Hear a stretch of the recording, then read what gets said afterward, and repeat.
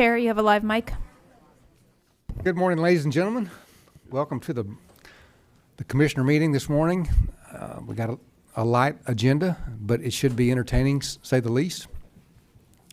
Well, let me remind you, if you're going to be in here, to silence your cell phone. We don't want you to be embarrassed when it rings. And if you're going to speak, we welcome your comments, but be reminded that you got 3 minutes. When the little yellow light comes on, start getting ready to land the airplane, because when the red light goes off, we're done. So with that, let's get started. Mr. Chair, Yes. just if you would remind everybody to remain standing after the pledge, Yes. please. Commissioner McDaniel said to remind you to remain standing after the pledge. Please. That's right, because we're going to turn it to Commissioner McDaniel. All right, we're going to begin with our Pledge of Allegiance, which is going to be led by Gary Estalos, Lieutenant Commander, U.S. Navy, Civil Engineer Corps, VFW Honor Guard. It will be followed by the invocation by Reverend Daniel Butello, Gap, Naples.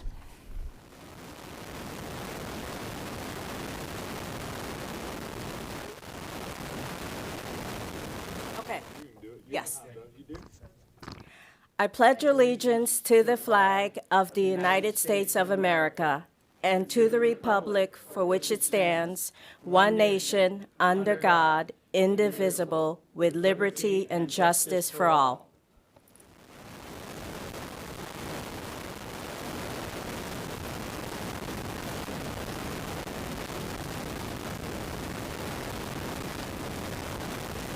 Good morning. Let us pray. Our Heavenly Father, we want to begin with thanksgiving. We never want to lose sight of our gratefulness to you. Almighty God, we give you thanks and praise for all that you have done for us. You are a loving, good, and gracious God. Thank you for creating us and sustaining us day by day. Thank you for making us in your image. We thank you for our city. We thank you for our elected officers, businesses, churches, families, and individuals that make up this city to be a great place that it is. We confess we can become stagnant and comfortable in our ways. We ask for the Holy Spirit to challenge us, convict us, and guide us towards growth and transformation. On the matters that will be discussed today, we ask for your guidance and wisdom and seek your will to be done above all else. Help us to align our thoughts and actions with your perfect plan for our lives. You are the source of all knowledge and understanding, so we seek your direction in all our decision-making process. In the Bible we read, trust in the Lord with all your heart and lean not to your own understanding. In all your ways submit to him, and he will make your path straight. Help us to listen attentively to one another with humble and open hearts as we begin this meeting, acknowledging our need for you. In the Bible you say, create in me a pure heart, O God. Renew a steadfast spirit within me. We pray for this renewal not just in our personal lives, but also in our work relationships. Renew our hearts and minds in Christ Jesus. May we not be quick to judge or criticize, but instead seek to understand different perspectives. We pray you will give us the discernment to make the best decisions for the greater good. We trust you will guide us on this path and lead us to reach a consensus that reflects your will. May our words and actions be guided by the Holy Spirit, love, and grace. And we ask you these things in the precious name of the Lord Jesus Christ. Amen. Amen. Mr. McDaniel. Yes, thank you, Mr. Chair. Last week, ladies and gentlemen, one of my friends went away. One of many of our friends. Fred Thomas, leader in Immokalee, previous chair, as I was, of the Collier County Housing Authority, previous chair of the Immokalee Area Master Plan. I'd like to have, if we could, a moment of silence for Cheryl, his wife, and his family. We know that Fred has gone to a better place, but I'd like to, if you could please bow your heads and say a prayer for the family, if you would, please. Thank you, Lord. Amen. Amen. Thank you, Mr. Chair.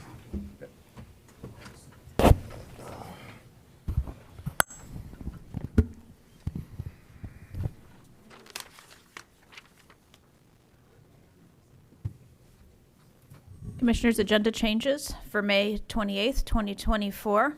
First item is to continue 16G1 to the June 11th, 2024 BCC meeting. This is a recommendation that the Board of County Commissioners, acting as the Airport Authority, award solicitation number 23-8080, Immokalee Regional Airport Hangar Commercial Aeronautical Development, parcels A and E, and authorize its chairman to execute the attached Collier County Airport Authority Standard Form Long-Term Ground Lease Agreement with Quality Enterprises USA, Inc. for aeronautical land use at the Immokalee Regional Airport. This is being moved at staff's request. We have an add-on item 10A. This is a recommendation to consider a request by Rural Neighborhoods, Inc. and Renaissance Hall at Old Course LLC for an extension of the financing commitment deadline to June 30th, 2024, and approve the extension to financing commitment deadline in the developer agreement and lease for Phase 1 of the Golden Gate Golf Course housing project. This is being added to the agenda at Commissioner Saunders' request. We have court reporter breaks scheduled for 10:30 and again at 2:50. And with that, County Attorney. No changes, thank you. Commissioners, changes to the consent agenda and ex parte, if any, on the consent and summary. Mr. Cowell, No changes and no ex partes. Mr. Saunders. Mr. Chairman, I don't have any changes on item 17D. That is the issue dealing with the animal abuser ordinance. There's several people that want to speak, so I just want to make sure they have an opportunity to speak on that before we take a final vote on that item. No need to take it off the consent agenda, just that the. Okay, yeah, we'll make sure that. Let folks. comment. Mr. Locastro.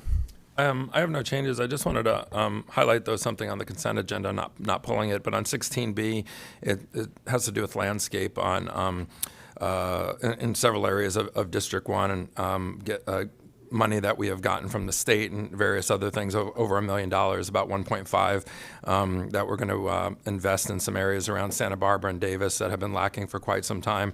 And most of that money came from FDOT and other various things. I want to give a shout out to Trinity and to, is it Pam Lilich? I know that she did a lot of work as well, and a lot of people behind the scenes that maybe we don't interact with every day, but being able to save the taxpayers $1 million by getting it from other sources and not using it from local here in Collier County. It's on the consent agenda and we're going to approve it, but there's a lot of behind the scenes work. So I just want to say thank you to the folks that have worked so hard to get that. But other than that, no changes, no ex parte. Commissioner McDaniel. As is often the case, there's a lot goes on behind the scenes. And I agree. So no changes or adjustments or ex parte. I have no changes, no ex parte as well. Tom, we have speakers? Yes, we have 6 registered speakers on this item, but one of them is in the room for Lori Harris with multiple seating time. So Lori Harris to speak. And then when I call your names, if you could raise your hand if you're seating time. Randy Harris, Lori Harris. Oh, I'm sorry. Lindsay DeLella, Jane Kim. Okay. Lori, you have 12 minutes. I'm hoping not to use those. Good morning, Commissioners. Thank you all for your time today. My name is Lori Harris, and this is the first time I am before you as a DAS Advisory Board member. However, today I'm speaking to you today as a proud volunteer at Domestic Animal Services. Before I begin, I'd like to thank Commissioner LaCastro for his speech yesterday at Marco Island's memorial service. Commissioner LaCastro reminded us it's our men and women in uniform who are gutsy and not the NASCAR driver who won the race on Sunday. Indy driver. Any driver. Except when you're on 75, That's NASCAR. John 15:13, greater love hath no man than this, that he may lay down his life for his friends. I'd like to thank Commissioner Saunders, particularly for meeting me with since the last time we spoke before this board. Thank you for hearing the issues concerning the shelter, for your leadership and your commitment to animal welfare and addressing the needs at DAS. I also want to acknowledge and thank the county officials who have been working tirelessly at the shelter, helping staff and volunteers care for the animals. Our county manager, Amy Patterson, along with department heads Tanya Williams and Jamie French, had been regular figures at DAS, working long hours in the heat and making a difference every day. The improvements we have seen in just the past several weeks have been nothing short of amazing. We are all excited for what's still to come as the county fills key positions and continues to make improvements to staffing and facilities. To give you just one example of the culture change and the current management at DAS, you should have come to this they were all there and during this 3-day holiday weekend, working with the volunteers, cleaning kennels in the heat. The shelter was short on staff, and volunteer coverage has been light due to seasonal volunteers leaving for the summer. For those who did come to work, we found ourselves working side by side with shelter staff and top county officials. Ms. Patterson was tracking down dogs for potential adopters. Ms. Williams was taking notes of dogs who needed to see vet. Mr. French was taking out dogs in holding, and he's actually been working with some of them one-on-one who are the more challenging dogs. We've seen other county employees at DAS helping out in just about every area. Their actions speak volumes and more than words could ever convey. We also want to acknowledge Gabe Waters from the Humane Society of Naples. He's been helping steer the ship. He came in on his day off this past Saturday, handling dog meet and greets, assisting with playgroups, and addressing a variety of other shelter issues. We have seen Humane Society of Naples come to the rescue time and again this past year alone. They pulled more animals from DAS than any other organization and are pretty much the only organization who will take dogs with behavioral issues or significant medical issues. They have taken in longtime shelter residents like our super senior dog Shamrock, a staff and volunteer favorite. They've also taken medical dogs who need very costly treatment, like our boy Floyd, who Dawn has adopted, who required double knee surgery, and so many cats and kittens that need our help. As we all know, having qualified leadership with firsthand knowledge of what is happening at the shelter makes all the difference, and it is in everyone's interest for the county to be open and transparent about what is happening at the shelter, including shelter conditions, animal needs, and areas where we can still improve and grow. So, thank you. The county has showed us it is really a brand new day at DAS. Anyone can see that by taking a look at the improvements to Building 5, where the dogs are in holding and housed, and the ongoing work being done throughout the facility. I, along with my volunteer army, who are here today, I'd like for them to all stand up with me now and express our gratitude for the positive changes we are witnessing at DAS.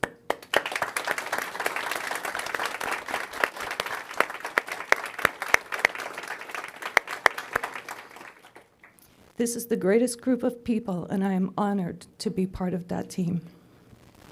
So with that, this great team, I would like to make you all honorary volunteers. Doesn't go good. Commissioner McDaniel, yellow is your color. So I have only 2 shirts here, believe it or not. I ordered 5 of them, but the truck hasn't gotten here yet. So I did find 2, so I have them for you all, and as soon as I get the other 3, I will run them over here. Last week, the advisory board had a very productive meeting. Commissioner Saunders, Ms. Patterson, Ms. Williams, and Mr. French all presented to the board a proposed budget, and we are committed to ensuring that the shelter has appropriate staffing and resources to properly care for the domestic animals of Collier County. We have another workshop scheduled for June 14th, Flag Day, regarding the budget, and I truly hope more commissioners will attend. We meet right here in this room at 4 o'clock. I understand it's on a Friday, and it is the only thing standing between you and happy hour, so we will have a hard stop at 6 o'clock. And while shelter improvements are needed and appreciated, we all know that homeless pet population outside the shelter needs to be addressed more effectively than it has been in the past. If we aren't addressing the overpopulation, we are treading water at best. We are eager to see what transpires from the move of the animal control officers to code enforcement and reinstalling the trap, neuter, and release program to help control the feral cat population. We hope to see greater partnerships with other community leaders and organizations. SNP Collier, for example, affords low-cost clinic services to the community, and more of these low-cost services are needed to help pets, families stay together and address the spay and neuter issues. The DAS ordinance states The ordinance is established to support the mission of Animal Services as established by the Board of County Commissioners. To ensure compliance with local and state animal-related laws, to return strays to their owners and promote the adoption of homeless animals into new families. And I emphasize this part. And to work toward ending the community problem of pet overpopulation. This requires a holistic approach to addressing pet homelessness in Collier County, not just the shelter housing of animals. Therefore, I respectfully request you to keep an open mind towards the budget that will soon be presented to you. Lastly, we are pleased to see Collier County following Lee County's steps to set up an animal abuser registry. Thank you, Commissioner Saunders, for leading the charge on that. Collier County Domestic Animal Services should be the model shelter for all counties to replicate, and we are grateful that our county officials are giving DAS the renewed focus it needs and deserves. Thank you. Respectfully submitted. Thank you.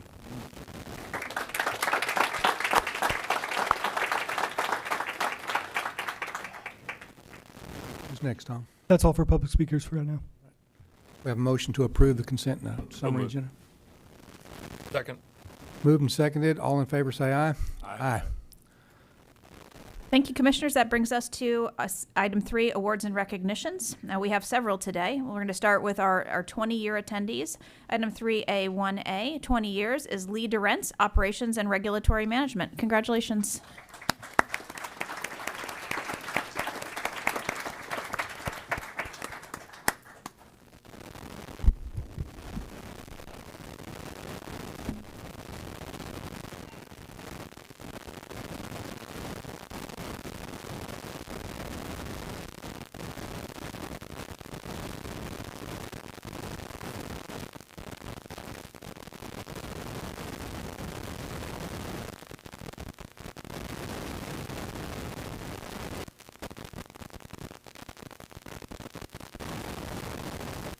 Item 3A1B is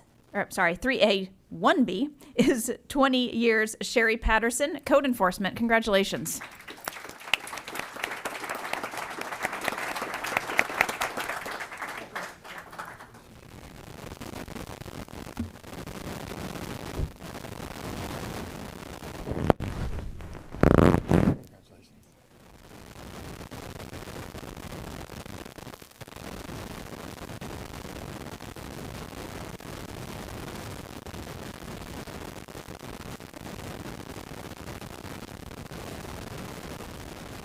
Moving on to our 25-year attendees. Item 3A2A, 25 years, Joseph Penn, Wastewater. Congratulations.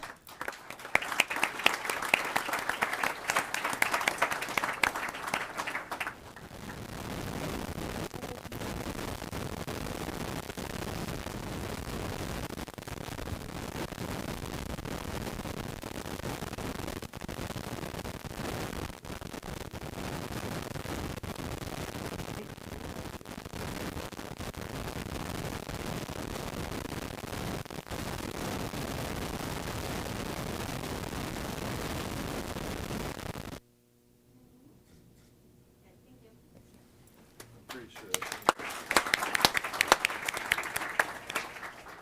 25 years, Shannon Darrow, Parks and Recreation.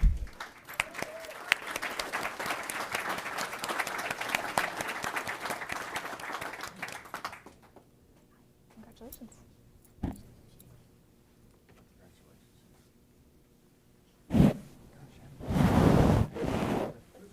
Who's running the parks today? Everybody's here from the park.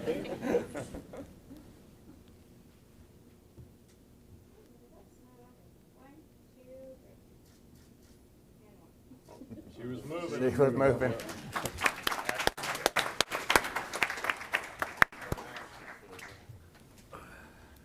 Commissioners, this brings us to proclamations. Item 4A was continued from the May 14th, 2024 BCC meeting. This is a proclamation designating May 2024 as National Foster Awareness Month. And this is to be accepted by Rick Jacobs, For Kids Southwest Florida, Executive Director, and Carol Davis, For Kids Southwest Florida, Florida Partner Engagement Officer. Congratulations.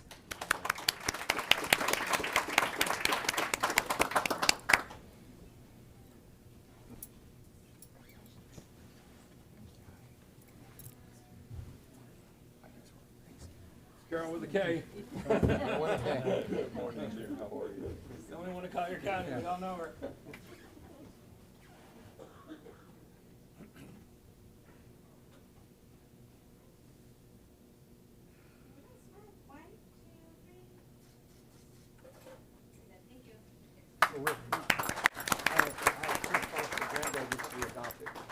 First one just graduated last week. Congratulations. Can I share a couple? Sure.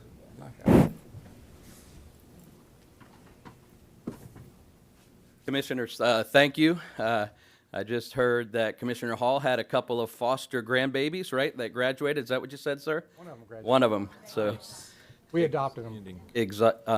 adopted from foster care. So I live in that same world. I have 7 children. 3 of them adopted from foster care and 1 current placement right now. But not just a foster parent, but also the executive director of 4 Kids of Southwest Florida. And we appreciate your support. We couldn't do what we do without the support of local government and businesses and organizations and the churches that step in. We love to partner with others to accomplish the mission, which is a home for every child. Last week in our area, there were 23 children that were without a foster home. And that means they're sitting in shelters or sleeping in offices. I know we don't like to say that, but that's the reality. And so we are diligently working to find a home for every single child. We do a lot on the prevention side as well in trying to keep families together and resource them. And last year, we saved the state of Florida $2.2 million by keeping families together and not letting that be a burden on the state of $35,000 per child. So thank you for your support, and we'd love to connect with many or more that you can expose us and introduce us to. Thank you. Thank you for all you do. Mr. Chair, just as a little shout out, one of our colleagues, Commissioner Taylor, was a foster parent, and I didn't know this until after the last election cycle, but she actually fostered over 50 kids throughout her tenure, and thank you for all that you do as far as working with our families. Anybody who gives their home, who gives their life. My business partner has been in the foster program for many, many years, actually adopted a son out of the foster care program. So thank you. Thank you for all you do. Commissioners, item 4B is a proclamation designating May 2024 as Drowning Prevention Month in Collier County, to be accepted by Coral Vargas, Coordinator, NCH Safe and Healthy Children's Coalition of Collier County, and other distinguished guests.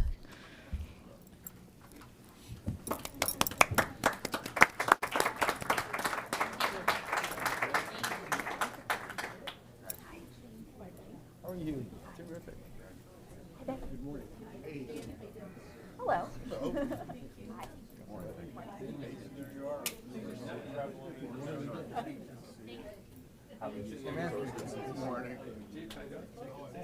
Oh, no shaking hands. I don't know. Hey, how are you? Ducky. The line moves.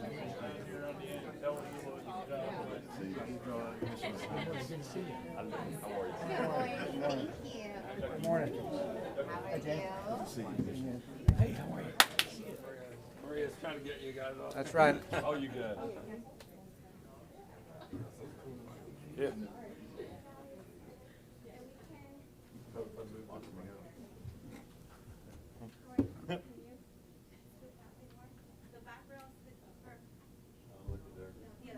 Remember, if you can't see the camera, you can't see your face. All right, here we go, guys.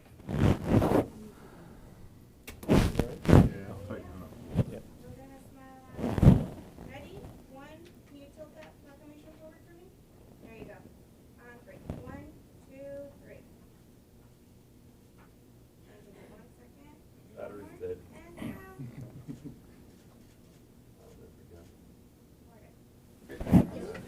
All right, who's talking?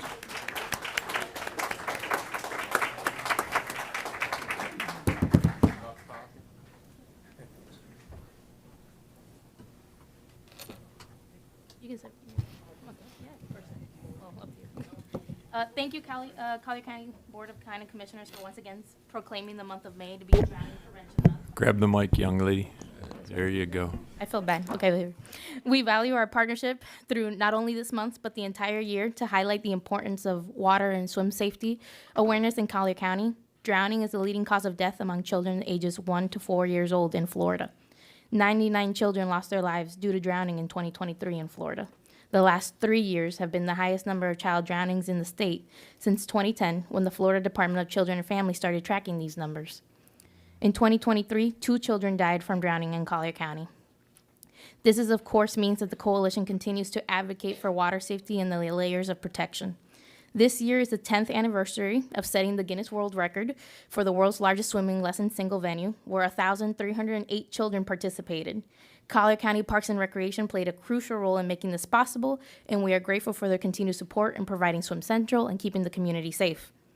We are also happy to share, since March 2012, more than 11,000 children and over 91,000 lessons have been taught through Swim Central. Stewie the Duck continues to be the water safety mascot, and that after Hurricane Ian, we have been able to rebuild all of the 15 life jacket stands located throughout Collier County for the Kids Don't Float Life Jackets Do Life Jacket Loaner Program.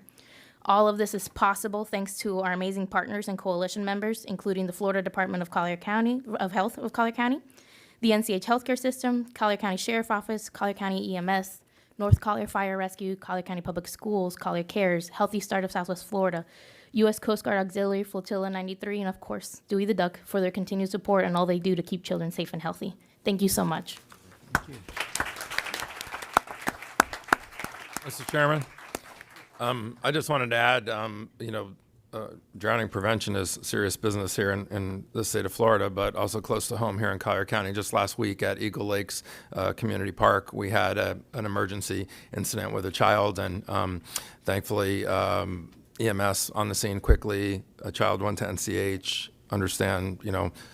survived, made it due to the heroic efforts of a whole bunch of people. So even, thanks to our lifeguards but we have, so many pools and hotels and our parks and everywhere. And we do a great job, I think, doing the max that we can, but things do happen. But thankfully, we had a save this weekend close to home, and I appreciate the efforts of everybody at Parks and Rec, our lifeguards, and then, obviously the child wound up at NCH, and you guys do what you always do, which is heroic efforts. And, my understanding is the child is safe and sound. So thank you very much. And it was, just a few days ago. So thank you. I want to just add that. Item 4C is a proclamation designating May 2024 as National Bike Month, to be accepted by Skip Riffle, CEO, Bikes for Tykes. Congratulations.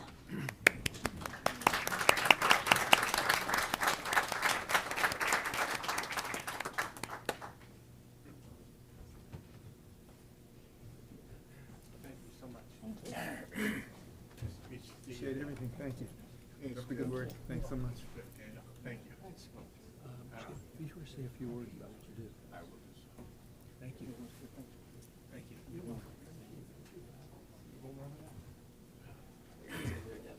Thanks, Fred. Yeah, thanks for that. Thank you. You're awesome.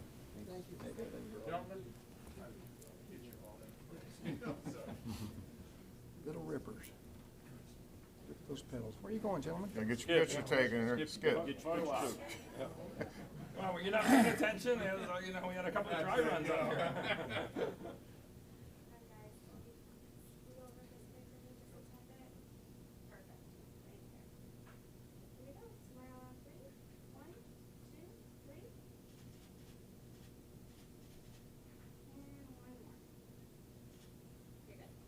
There we go.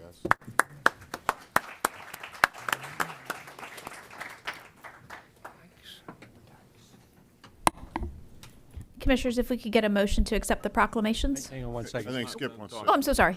So sorry. We might not like what he has to say. Maybe. Last year in Florida, there were 79 deaths, bicycle related, and I think we have had 12 here in Collier County, which is totally too much. Bikes for Tykes. We believe every child should have a bike.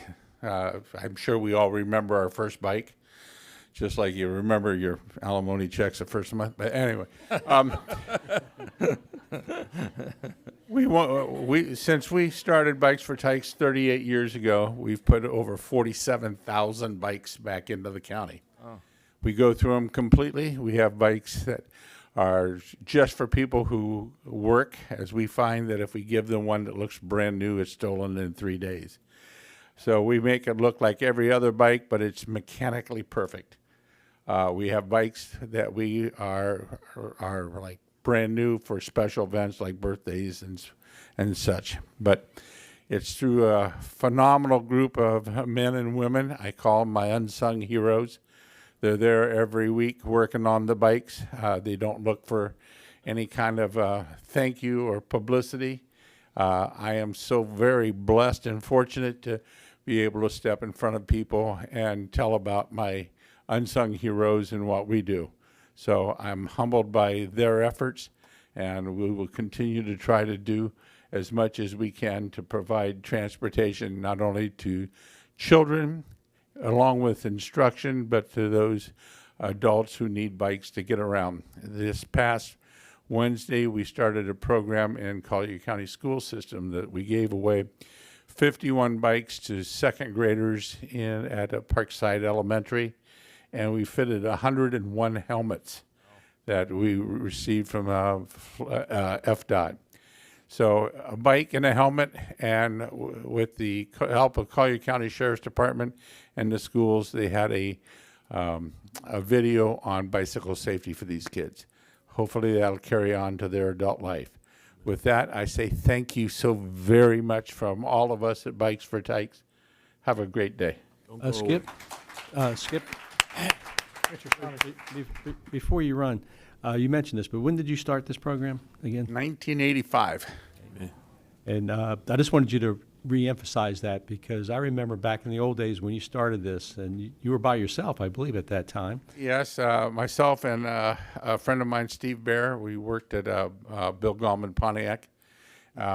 We grabbed a little angel off of a tree over at McDonald's there at Bayshore and 41, and his name was Josh. He was 8 years old, and he wanted a bike. Well, I have a nephew named Josh. He was 8 years old. And I said, Steve, what's your boy's name? He says, Josh. I said, how old is he? He said, 8. I said, this kid's getting a bike. So that was the first one. We brought it back into Trish Leonard and at McDonald's, and she said, oh, my God, this is like new. Can you make more? I looked at Steve, he goes, we did 27 that year. And so every night after work, I took off my tie, put on an old shirt, and started to work. And then God only knows. So went from 27, now we're doing over 1,200 a month, a year. I'm sorry. Thank God Almighty. But it's just grown phenomenally. We got a call from FGCU. They said, hey, we've got about 150 bikes up here that was left in the racks. Come and get them. And then somebody else mentioned that there's 1,000 bikes at Ave Maria. My wife says our house is going to look like a junkyard again. So we try. Skip, you know, Skip's been my friend forever. I started the East Naples Kiwanis Club circa 83, 84. You joined shortly there. I don't know, were you on the organizing board with us? Or no, I just came shortly a little after? well. Me and Donna Fiala came in at the same time. Donna was the first woman to ever join Kiwanis, ever. It used to be an all-man's organization, and then it got opened up, and Donna came in, and I know we repaired many a bike throughout the volunteer hours with Kiwanis. So, and I just wanted to say from me to you, thank you. Thank you for what you do. The impact that you're making on people's lives every single day is phenomenal. So thank you. I have no idea really how impactful it was on a bike until I saw a child's life restored. If I have a moment to tell that story. Go ahead. Yes. Sheriff Hunter called me one time right after Christmas, and he said, Skip, do you have any bikes left? I said, Don, I said, just gave them all away a few days ago. He said, rats. I said, what's up? He says, we've got a little boy who was brutalized by his mom's boyfriend, came in drunk after a Christmas party, started beating on Mom. The little boy jumped on him. He grabbed the boy and started swinging him around in the house, slamming him into furniture and everything. He had concussion, could only see a one eye, bleeding, broken jaw, 3 broken ribs, a broken arm, a dislocated hip, and the list went on and on and on. Well, the doctor said that he had given up, and they did not expect him to live another 48 hours. But he wanted a bike for Christmas and did not get one. So they had permission to put a bike in his room. And I said, Don, you'll have a bike at 9 o'clock tomorrow morning. My wife and I went in and we worked and built up a black BMX bike, black and chrome. And we brought it in. I'm sorry, it's hair standing up on my arms when I tell this. And we put it at the end of his bed, and his mom said, Johnny, look, Santa Claus was just here. He said he couldn't find you to bring you your bike, and it's here. And the child was virtually in a body cast, and he could see out one eye. And he looked, opened that eye, and he looked, and all of a sudden it was like a little flashlight went off. And he started going, wanting to get to that bike. And the doctors kind of tapped me and Don and said out in the hall and walked out. And he says, I don't know if you guys believe in miracles, but that child would not have lived another 24, 36 hours. But there's hope now. I think we're over the hump. And right then and there, if I never get any gratitude or a cent or anything, that paid for this program as long as I'm able to do it. Good story. We'll skip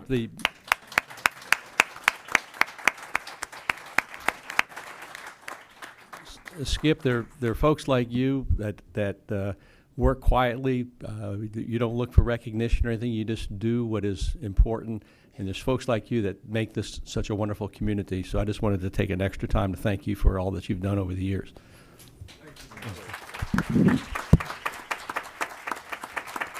to make a motion? Can I have a motion to approve the proclamations? So moved. Second. Moved and seconded. All in favor, aye? Aye. Thank you, Commissioners. That brings us to item 7, public comments on general topics not on the current or future agenda. We have 5 registered speakers. The first registered speaker is Trent Waterhouse.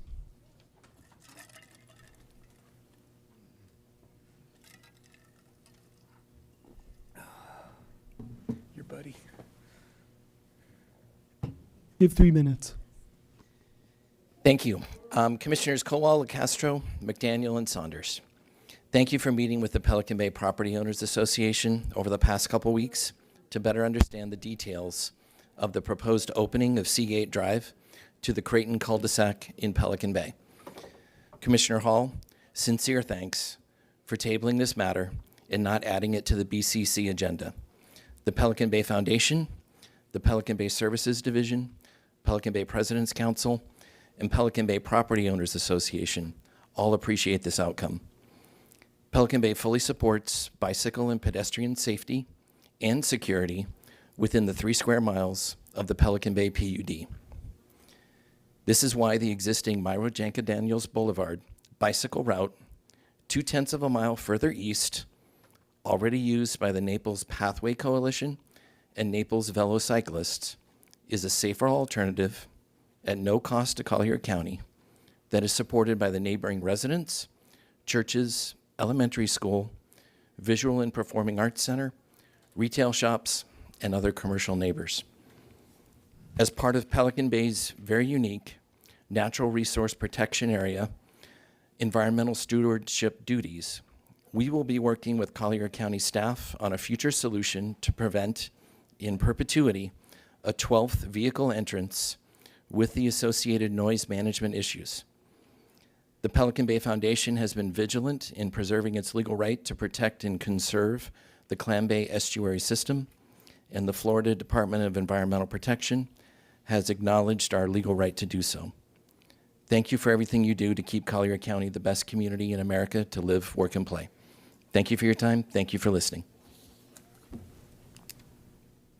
Your next registered speaker is Jackie Kay.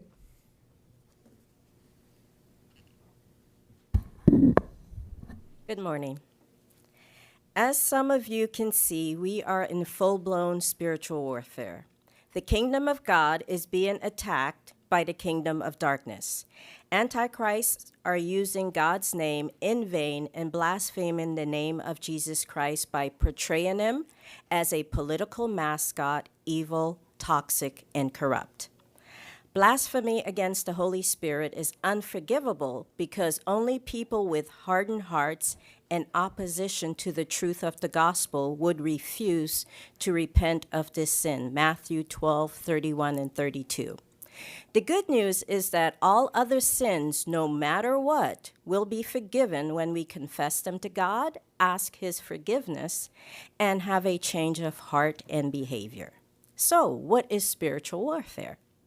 It is the biblical truth of fighting evil spirits, demon, yes, they are real, who interfere in humanity in various ways. Believers can use prayer, spiritual deliverance, scriptures, laying of hands, fasting, and praise and worship to protect themselves and others and to combat evil.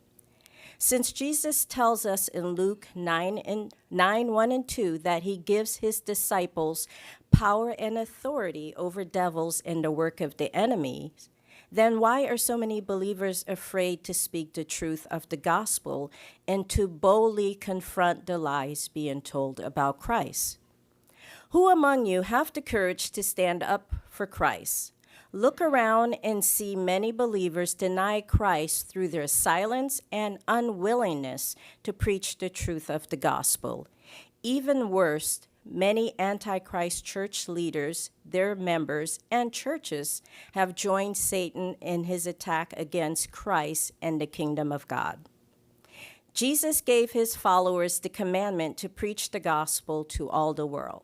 In Matthew 5:13, he reminds us that we are salt of the earth and should live his truth and point the world to him. Believers are of no use to the kingdom of God unless we restore our ability to boldly proclaim the truth of the gospel to all people in the world. Like God, Satan places his antichrists in positions of power and influence. Their reward will be generational curses, sins up to 4 generations, which lead to an eternity in hell without Jesus' gift of salvation. Exodus 34:7. Thank you. Your next registered speaker is Garrett Byron. Garrett I believe FX. that's Garrett FX Byron. Please, yes. He's going to correct you, Tom. Garrett FX Byron. There you go. Who the hell is Garrett FX Byron? Thank you very much, Commissioners. I just promised some people I would show up today from yesterday. I was working at the farmer's market, the Golden Gate Farmer's Market, which a lot of people, I don't know whether people here know what it is, but many, many years ago, actually 14 years ago, I got involved in it when I was getting busted for having sign holders on corners that were in wheelchairs. And long and short, father and son team were operating the farmer's market. It's the Rack House. And of course, in an effort to get your attention, I referred to them as the Crack House. Not Crack House. That was a run on my uncles had been involved in World War II, and they had actually taken all the different camps and liberated the people. So the long and short I'm here is my attempts to liberate the economic development 14 years ago was pretty much of a failure, other than I did get involved with the Golden Gate Farmers Market, and it has flourished over the years. It was floundering at the time. One of the commissioners who I've talked to later on, I'm talking many, many years ago, 14 years ago, I told him, I said, you don't refer to Mexican people as gypsies. You have to understand gypsies are Hungarians that come and go, and they paint your driveway with tar and all this crazy stuff you hear about. And people found that very offensive. And I talked to Tom Henning later about it, and I gave all the commissioners a copy of my own religion, which I call the Pinocchio religion. If you show your kids that movie, and this was on VHS at the time, I gave them all copies. I said, you watch that, and you sit down with your children and you watch that, you won't have to send them to expensive schools because they will learn everything they need to know about life and bad people and good people and what happens when you lie. But the long and short is, the 14 years ago, the county commission, we had a lull in the business of the Collier County's economic business, and they hired an individual who everybody's name escapes me, but the long and short was she was actually selling stock, $500 a share, to be a member of Collier County's economic development. And it didn't go anywhere. I bought one share of stock and gave it later to another economic development director. I can only tell you one thing. This economy shortly will be in a lot of trouble if the right people don't get elected to office. And everybody knows who the right people are in this county. Thank you. Our next registered speaker is Awa Front.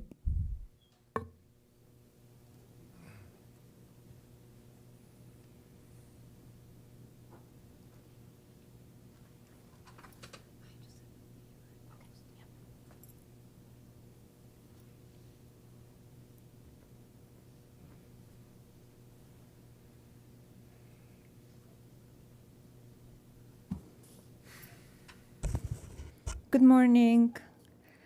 Great improvements are on the way at Domestic Animal Services, and I'm very thankful for all the hard work that goes into this project. Unprecedented growth of community brought unprecedented challenges to pet overpopulation, and pet overpopulation is one of them. I'm here today to advocate for expanding the spay and neuter budget for the next fiscal year based on statistics and feedback from our community. Allow me to introduce you to the latest DAS intake and outcome data published for March this year. 37 cats and dogs surrendered by the owner. 372 strays brought in. Only 71 animals were reclaimed by the owner. In 1 month, we are left with 338 unwanted, abandoned animals to care for. The fact is that only 10% of the entire intake represents owner's surrender, and only 20% of the animals are being reclaimed by the owner. Staggering 70% of animals cared for at our county shelter represent unwanted, abandoned pets that are the result of accidental litter in our backyards. I have asked local community members in an online survey that what prevents pet owners in our area from sterilizing their pets. Majority, 82%, 52 votes, cited the lack of affordable veterinary services. Few comments under the survey. My vet wanted $1,150 to neuter my 6-month-old mini Labradoodle. I took him upstate to a family friend that's a veterinarian. They don't know about SNP Collier, our low-cost spay and neuter animal wellness clinic, and veterinarians in our area want $250 to $700 to spay or neuter. They, implied Collier County, need to get a grip on backyard breeders, so many of them. Had a neighbor who kept his unaltered dog chained up outside in the backyard. He told me the reason he couldn't be in the house was because he marked. So that marking obviously happens when the dog is not spayed or neutered. Collier County has already laid out the legal groundwork, including Animal Care Sterilization Trust to provide free or low-cost spay and neuter for the breeds and types of animals most commonly relinquished to DAS, and then Ordinance number 14 on animals management programs to reduce the uncontrolled reproduction of community cats shall be implemented by the director. Commissioners, as a taxpayer, I understand that even if we double DAS budget each year but not address the root cause of animal suffering, the overpopulation and accidental breeding, These efforts will quickly fade away in the current situation. Thank you.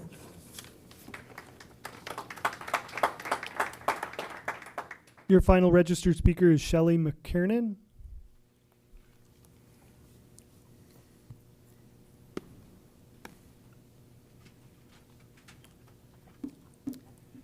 Hello, Commissioners. Shelley McKernan. I went to a water talk earlier this year that said that we have a dead zone in the middle of our county due to excess phosphorus and nitrogen that leaves our wastewater treatment plants. And so I'm just here to urge you to look into this a little bit more and to think about upgrading our wastewater treatment plants to all advanced wastewater treatment plants. The only two that are advanced water treatment plants are the City of Naples and Everglades City. Two of our wastewater treatment plants don't even remove phosphorus.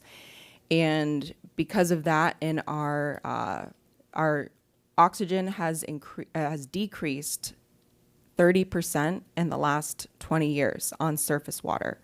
And it's very important that we address this and address our water quality. It's also recommended by pollution control from our county that we upgrade to advanced wastewater treatment plants if the proper nutrients aren't being removed. And I just feel it's the step one necessary thing to do to address oxygen levels in our water, and we should look into that a lot more and start to upgrade all of our wastewater treatment plants. Thank you. That's all for registered speakers on this item. Commissioners, that brings us to item 10. This is our add-on item, item 10A. This is a recommendation to consider a request by Rural Neighborhoods, Inc. and Renaissance Hall at Old Course LLC for an extension of the financing commitment deadline to June 30th, 2024, and approve the extension to financing commitment deadline in the developer agreement and lease for Phase 1 of the Golden Gate Golf Course housing project. This item was brought to the agenda by Commissioner Saunders. Thank you, Mr. Chairman, members. I've been working with our staff and with Steve Kirk for, I guess, the last 6 months or so on different issues associated with this project.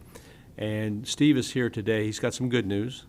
And the bad news is he needs another 30 days on the financing. But I think Mr. Kirk can advise the board on significant progress that's been made in terms of getting this project underway. And I think this would be the last extension that I think he'll need for getting this project done. I also want to thank our staff, and we've got a few folks sitting in the back room there that have really worked diligently on moving this thing along, and I think we're kind of at that final stage. So, Mr. Chairman, I'd like for Mr. Kirk to explain why he needs the time and perhaps give us a little update on some of the good news associated with where he is at this point. Sure, go ahead, Mr. Kirk. Steve Kirk, Rural Neighborhoods. I'd be remiss not to mention Fred Thomas. Our first day in Immokalee, Fred said, "You did the right thing, you came to see me." And that was in 2003, before we constructed Main Street Village and 300 units thereafter. There was no more welcoming person in the Immokalee community than Mr. Thomas. I'm humbled to be here today because I think we believed that we would have our firm commitment issuance from HUD by May 30th, Thursday of this week. And in our professional judgment, our conversations with HUD this past week has indicated, though they're making significant progress, they will not meet that date, and consequently, I will not meet that date. I shared with many of the commissioners, and I believe it's in the executive summary, 2 emails from HUD issued May 20th and May 24th, in which they have indicated that they were aware of our deadline with you and were striving to make that deadline with the hope that they would refer the loan package on May 10th to their National Loan Committee. They failed in meeting that timetable. Both Prudential and ourselves pressed HUD throughout the week last week to complete their last reviewer's review, which is an environmental review.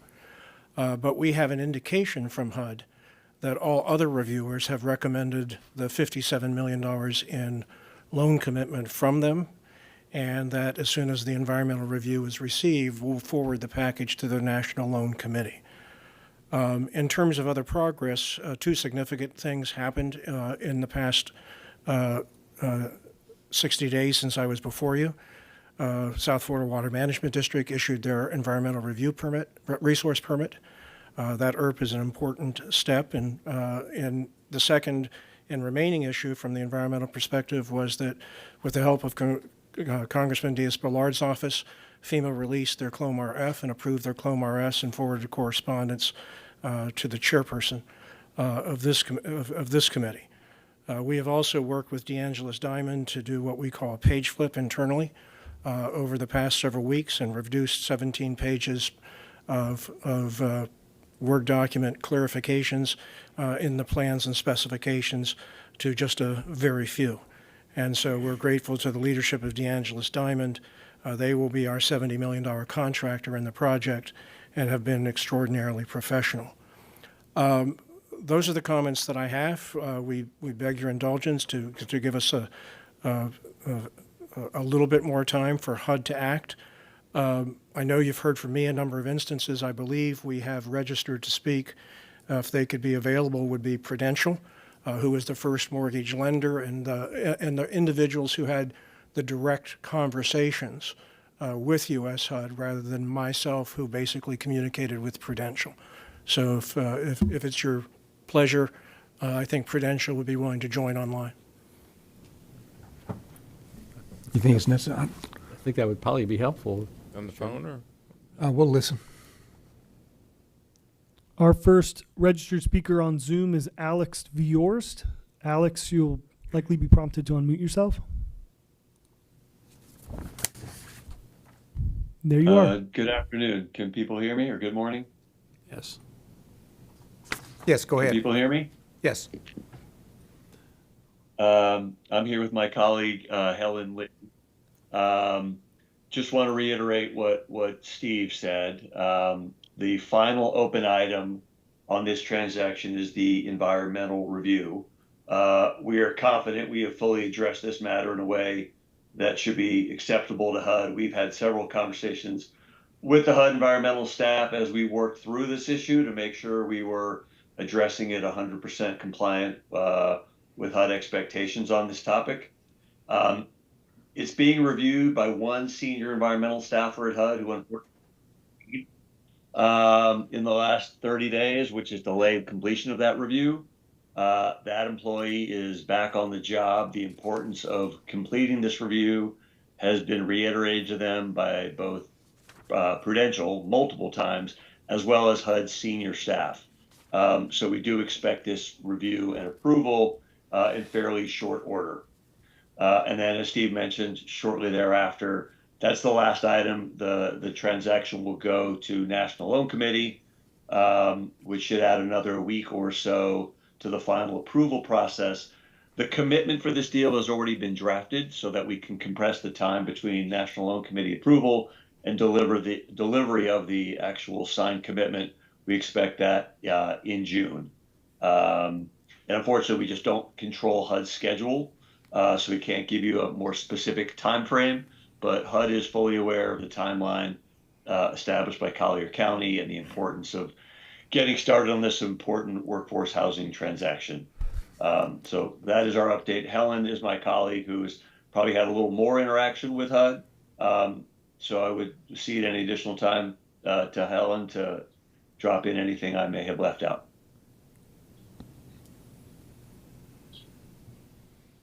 Helen, you're likely to be prompted to unmute yourself. Hi, everyone. Thank you all. So yeah, my name is Helen Lee. As Alex mentioned, I'm also with Prudential, working as the lead FHA underwriter for this deal. So yes, we've received positive communication from HUD. They've completed all of their various reviews with the exception of the environmental review. So I'm very confident that we will get this through with them. We just need that additional time, as Steve had mentioned. So really appreciate, an extension being considered, and hope you approve. So that's really it from me. Thank you all for your time. Thank you, Helen. And I'm available for questions. Mr. Chairman? Yes. I'm going to go ahead and make a motion to approve the extension as requested, along with the modifications to any documents that would require any changes as reflected by this extension until the end of June of 2024. That's the motion, Mr. Chairman. I'll second it. All right. I have a comment. You know, Steve, I can really appreciate all of the work. I mean, you've been here over and over. But I have a question for the county attorney.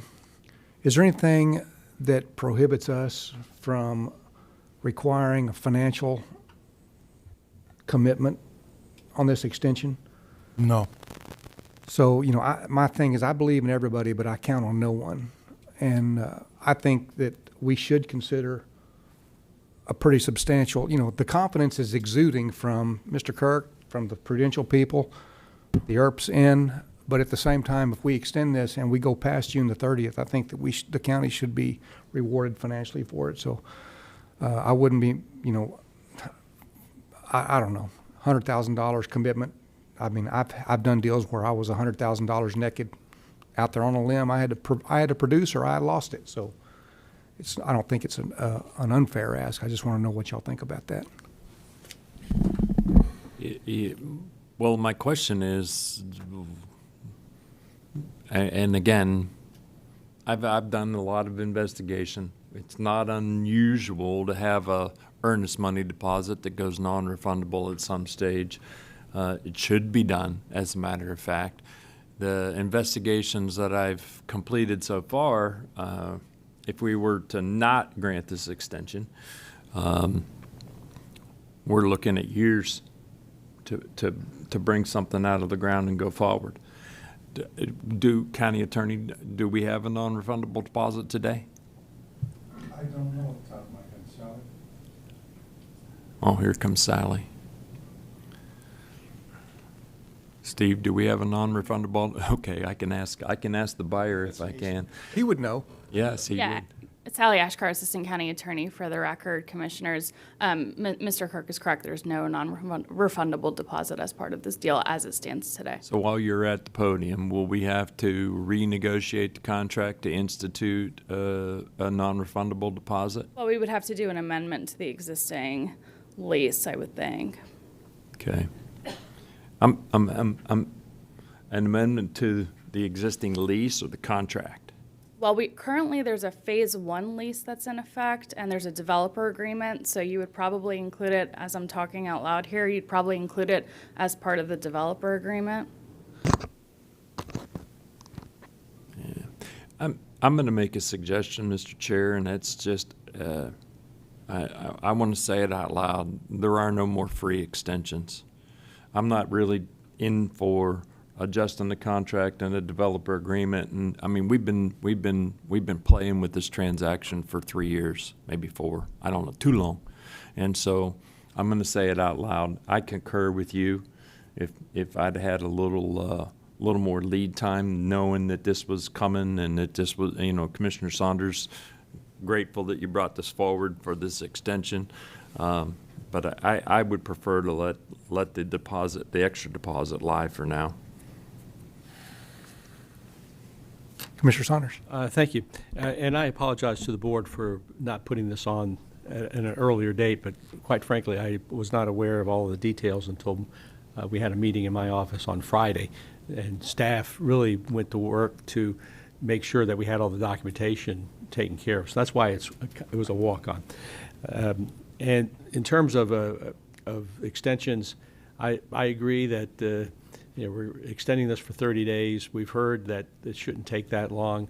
If we don't get this done in the next 30 days, then we have a different story to tell when we come back. So I'm going to stick with the motion. I understand the chairman's request, and I don't necessarily disagree with it, but that's not something that was brought to anybody's attention until this morning. So I think it's now, you now have that issue in front of you, and after June 30th, if this doesn't work, then I think that would be something to consider. But I'm going to stick with the motion, Mr. Chairman. Commissioner Colwell. Thank you, Chairman. Well, I'll just be up front. My my position is not going to change on this. I voted against it the last extension because Mr. Kirk stood in front of us and was confident that he'd get it done within that 30 days. Like I said, it didn't happen. And now I'm hearing a little bit more detail about why some things aren't happening. Now it sounds like HUD's a little hung up on the environmental issue, and they're still waiting for some extra work or extra people to look at that or put eyes on it on their end. So as confident as Prudential and Mr. Kirk and everybody else is here, and that's been speaking to us today, they're still depending on HUD, and that's rolling the dice, according to me. It's never a actual answer to the problem here, because you just don't know what HUD's going to do and you don't know what they're thinking. So like I said, my position stays the same. If you guys do refundable or not, I just don't have the confidence, and this is going to change it. I have a feeling we'll be back here in another 60 days. So, Commissioner LaCastro. Thank you, Mr. Chairman. Mr. Kirk, I just want some basic clarification. Is HUD waiting on anything from you, or you've done everything across the board, and it's a matter of just waiting on that organization to get to the next stack in their pile, and they're just moving slower than what was anticipated? It is our understanding that we have everything into HUD. Again, I work through Prudential. We provide Prudential everything that it asks for us. They provided a February 29th application to HUD that was 100% complete. We've had some very small questions from HUD other reviewers in the course of the past month. Simple question like, can you redirect your affirmative fair housing and address serving Asian population? Very technical question.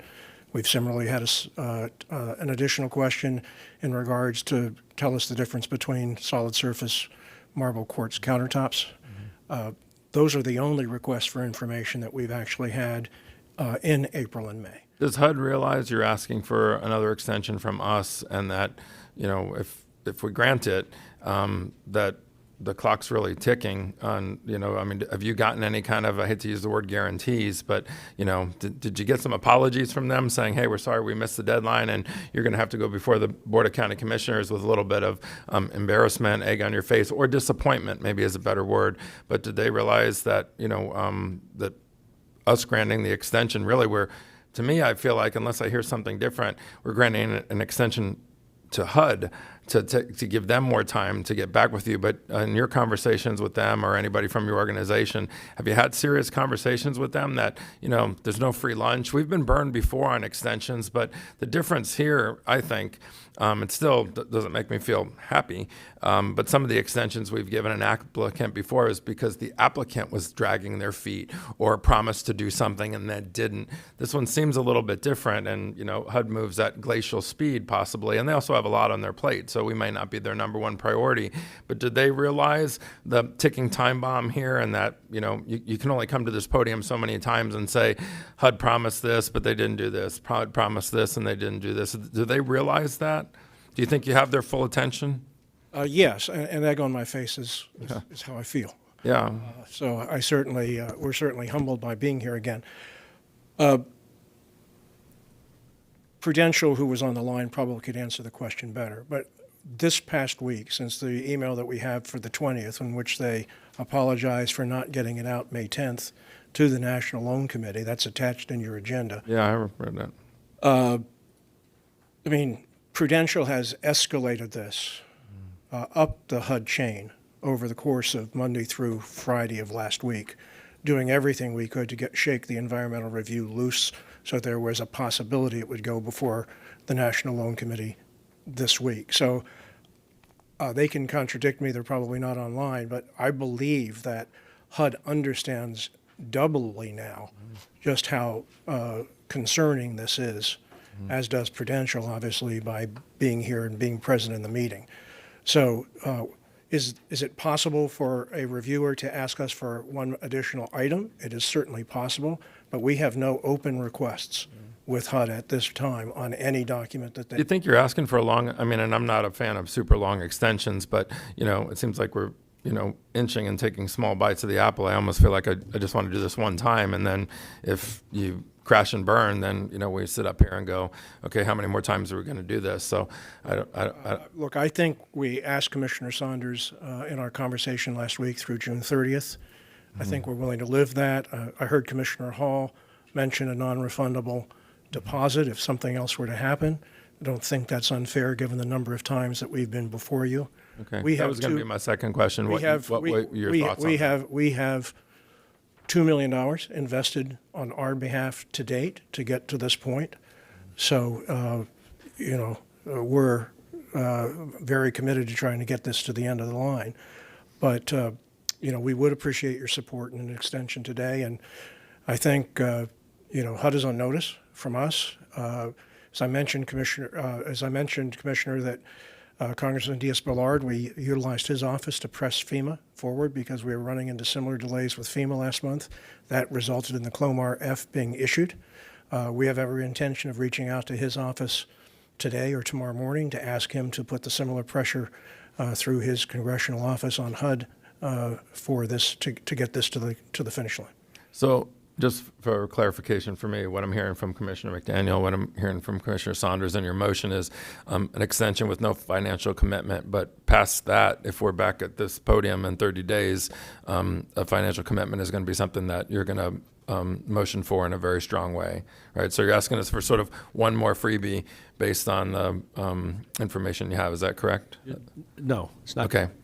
I didn't say that I would make a motion to that effect. I simply said that's fair game for considerations, and I would probably support that. But I don't want to make a commitment to make a motion on that. I'm confident that we're not going to have to do that. But if it comes back at the end of June, just before our last meeting in June, if we have to come back, then again, I'm not going to be sitting here arguing against it. Right. The seconder is very clear with what he said with the seconder. Got it. I mean, we're not going to make a motion today, but this is, in regard to transactions with HUD, oh my goodness.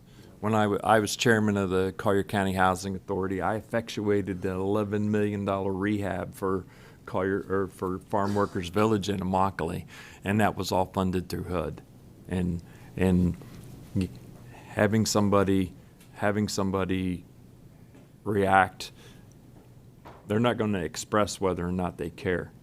They are the ones that are carrying the hammer with regard to this. And again, this all hasn't been rural neighborhoods. This transaction's been going on for quite some time. There were complications with engineers that were managing the ERP, the environmental, the surface water flow coming off of the golf course itself transacts through this property before it goes to the canal. So there was a myriad of things that were going on even before some of our colleagues up here were here. So there, I'm good, sir.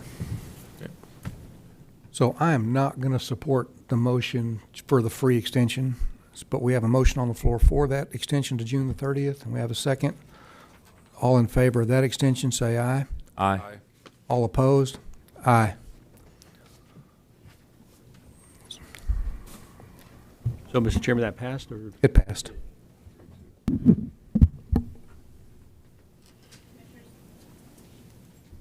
Commissioners, that brings us to item 11A.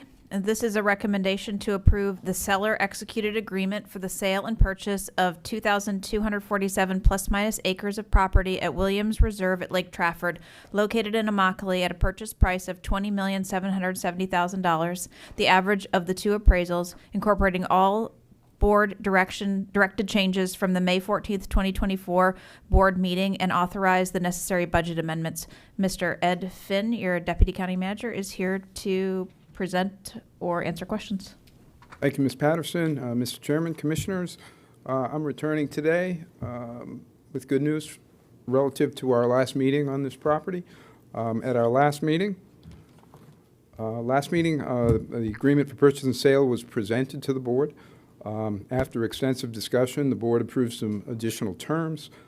Purchase price of $20,770,000, which is the average of the two appraisals.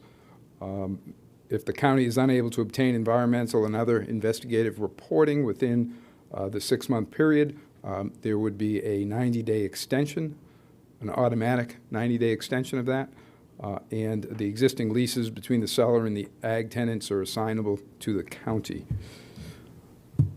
Finally, just considerations that are in the agreement, the naming rights for the Conservation Park established to James E. Williams Jr. Preserve. The agreement for sale and purchase is identical to that, other than the terms we just discussed, is identical to the agreement provided on May 14th. The sellers have signed the agreement for the sale and purchase with the board-directed modifications. Accordingly, staff is recommending approval of this. And just as a visual reminder, this is the area we're talking about, the proximity to Pepper Ranch, Immokalee, the importance of the slough, the overall environmental benefits of acquiring this property. With that, sir, I will endeavor to answer any questions or take any comments, or if there's some other member of staff you wish to address, that's fine. Commissioner Locastro. So, Mr. Finn, we made the offer of 20.7 to the seller, and they accepted it. And now we have some paperwork to do, correct? Yes, that is correct. Okay. So, I mean, really want to commend my colleagues here for sticking with, what we've said before is appraisal price or less than appraisal price. And in some cases, we've gotten less than the appraisal price, which has freed up, money for other parcels. So, good job by the staff. And, we thank the seller for not being greedy and working with the county. And it sounds like, this one's headed in a good direction, unless there's something that you have major concerns over. But everything I was reading in preparation for today looked like, a good news. So, I mean, it's a big chunk of money, and we've had serious conversations over this parcel and many others. But, I'll never vote for anything over the appraisal price, because I just think that's a dangerous trend unless it was some sort of extremely unique situation. But this one didn't seem unique to me. And, there was a few people, I remember Commissioner McDaniel saying, but I think he was saying it really tongue-in-cheek, oh, I think we just set up this one for failure. But then he sort of corrected that and was, but the good news is it looks like we're moving forward on this one at the price we've agreed to. And I think we need to continue to, when we do acquire property that is environmentally sensitive, manage it like a business, and not waste taxpayer dollars. So I was happy to see this one on the agenda, as I assume we all were, for the price that we thought was a fair price. Yes, sir. So, Commissioner McDaniel. Yeah, well, I'd like to make a motion, but I'd like to hear from the public comment first, and then I do have a couple of comments before I do make the motion. We just have one registered speaker, Manny Tehran. You have 3 minutes.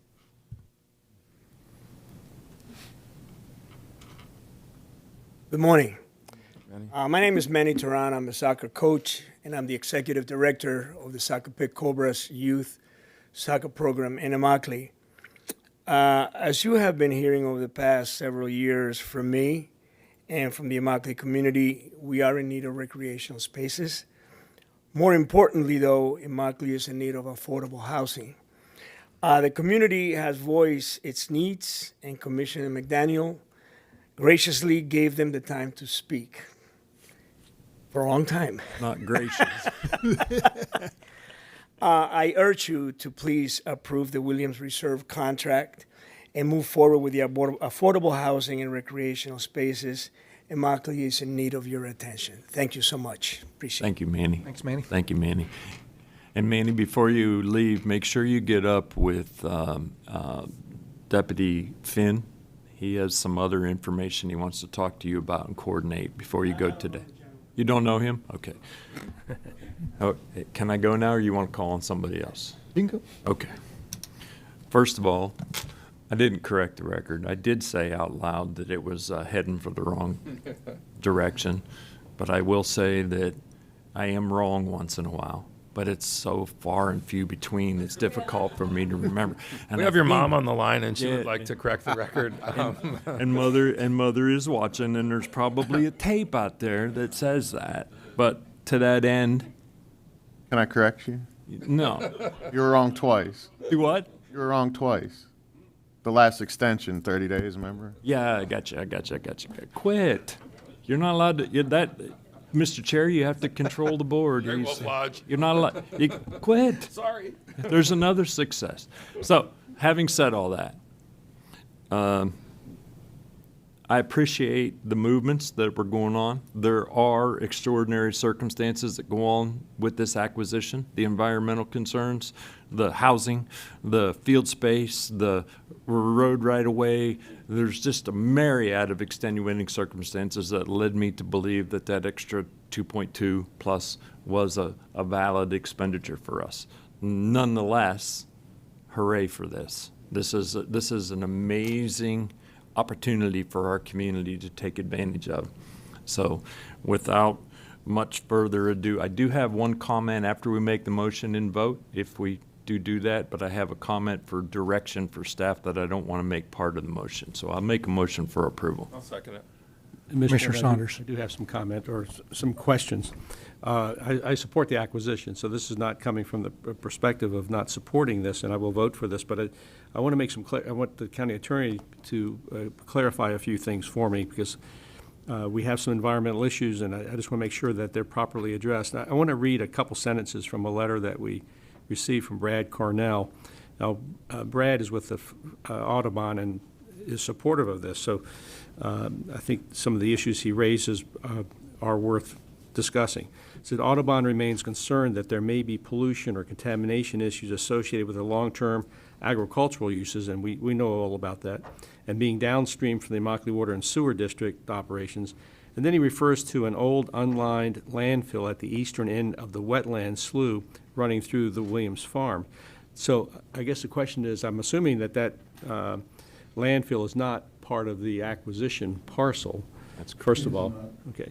And then secondly, will we be able to determine whether or not there's a problem on the property we're acquiring from this landfill?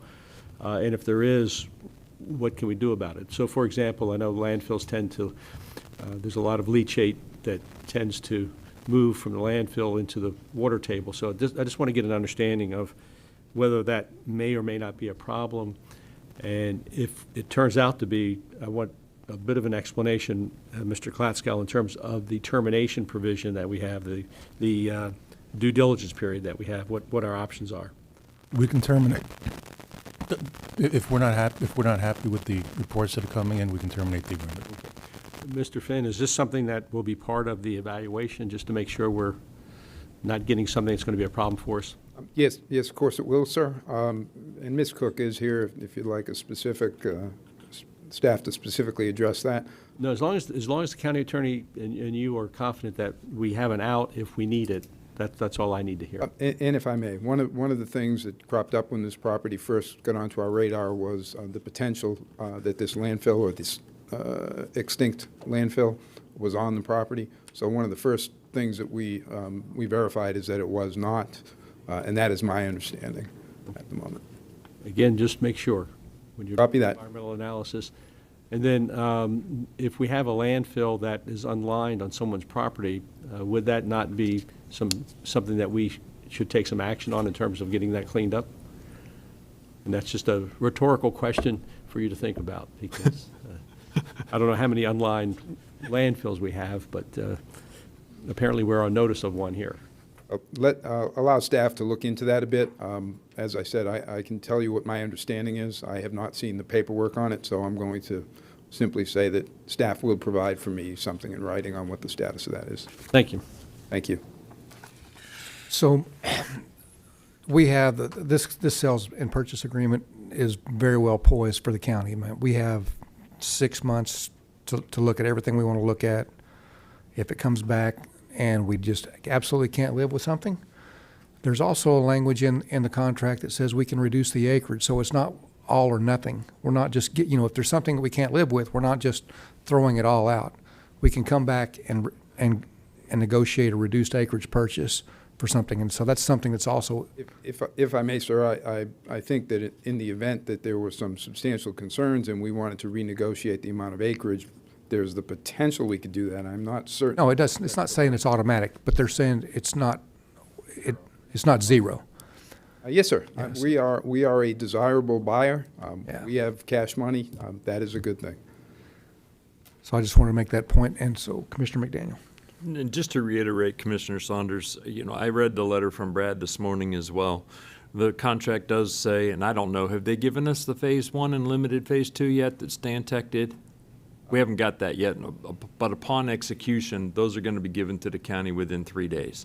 So we'll have that information.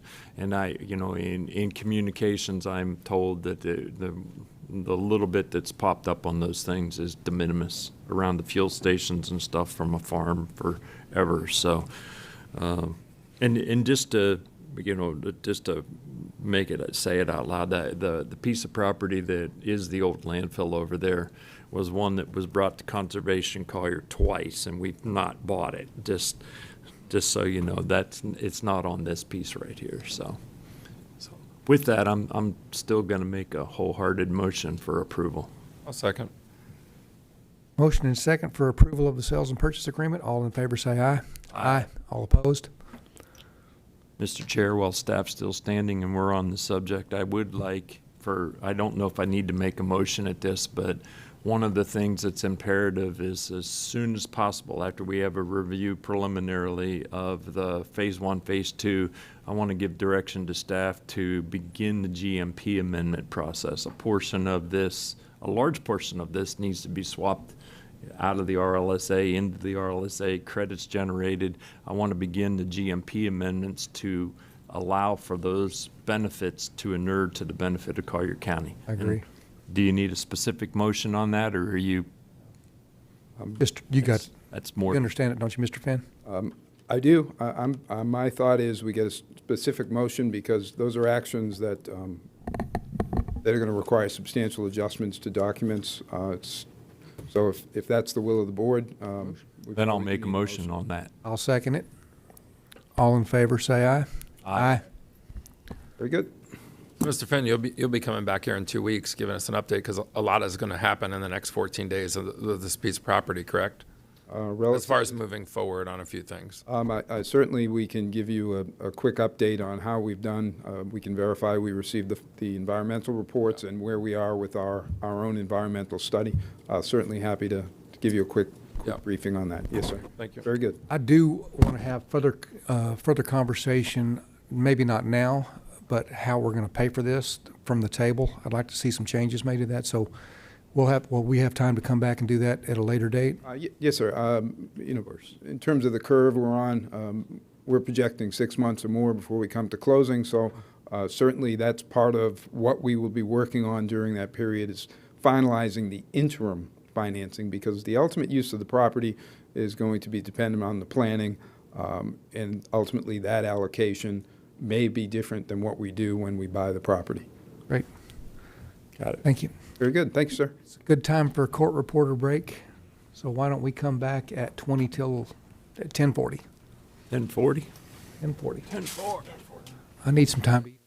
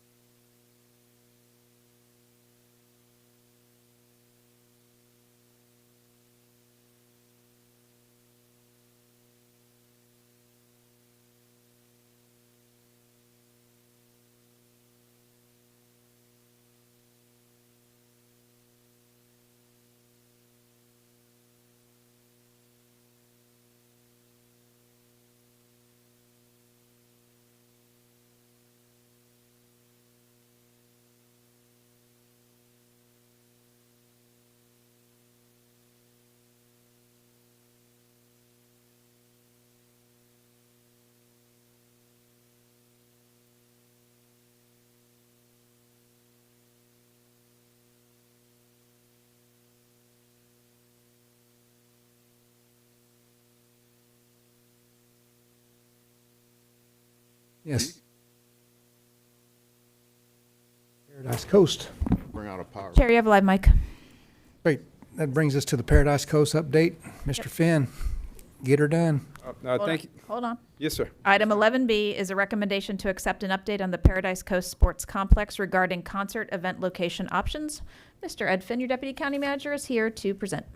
Thank you, ma'am. And I apologize. I'm going to just dial the clock back to the previous item and just remind the board that when we were here on the 14th, we did obtain approval for budget amendments in order to get various things underway, including pre-positioning money for the acquisition and the environmental work that needs to be done. So I just wanted to get that on the record because it was not specifically part of the recommendation.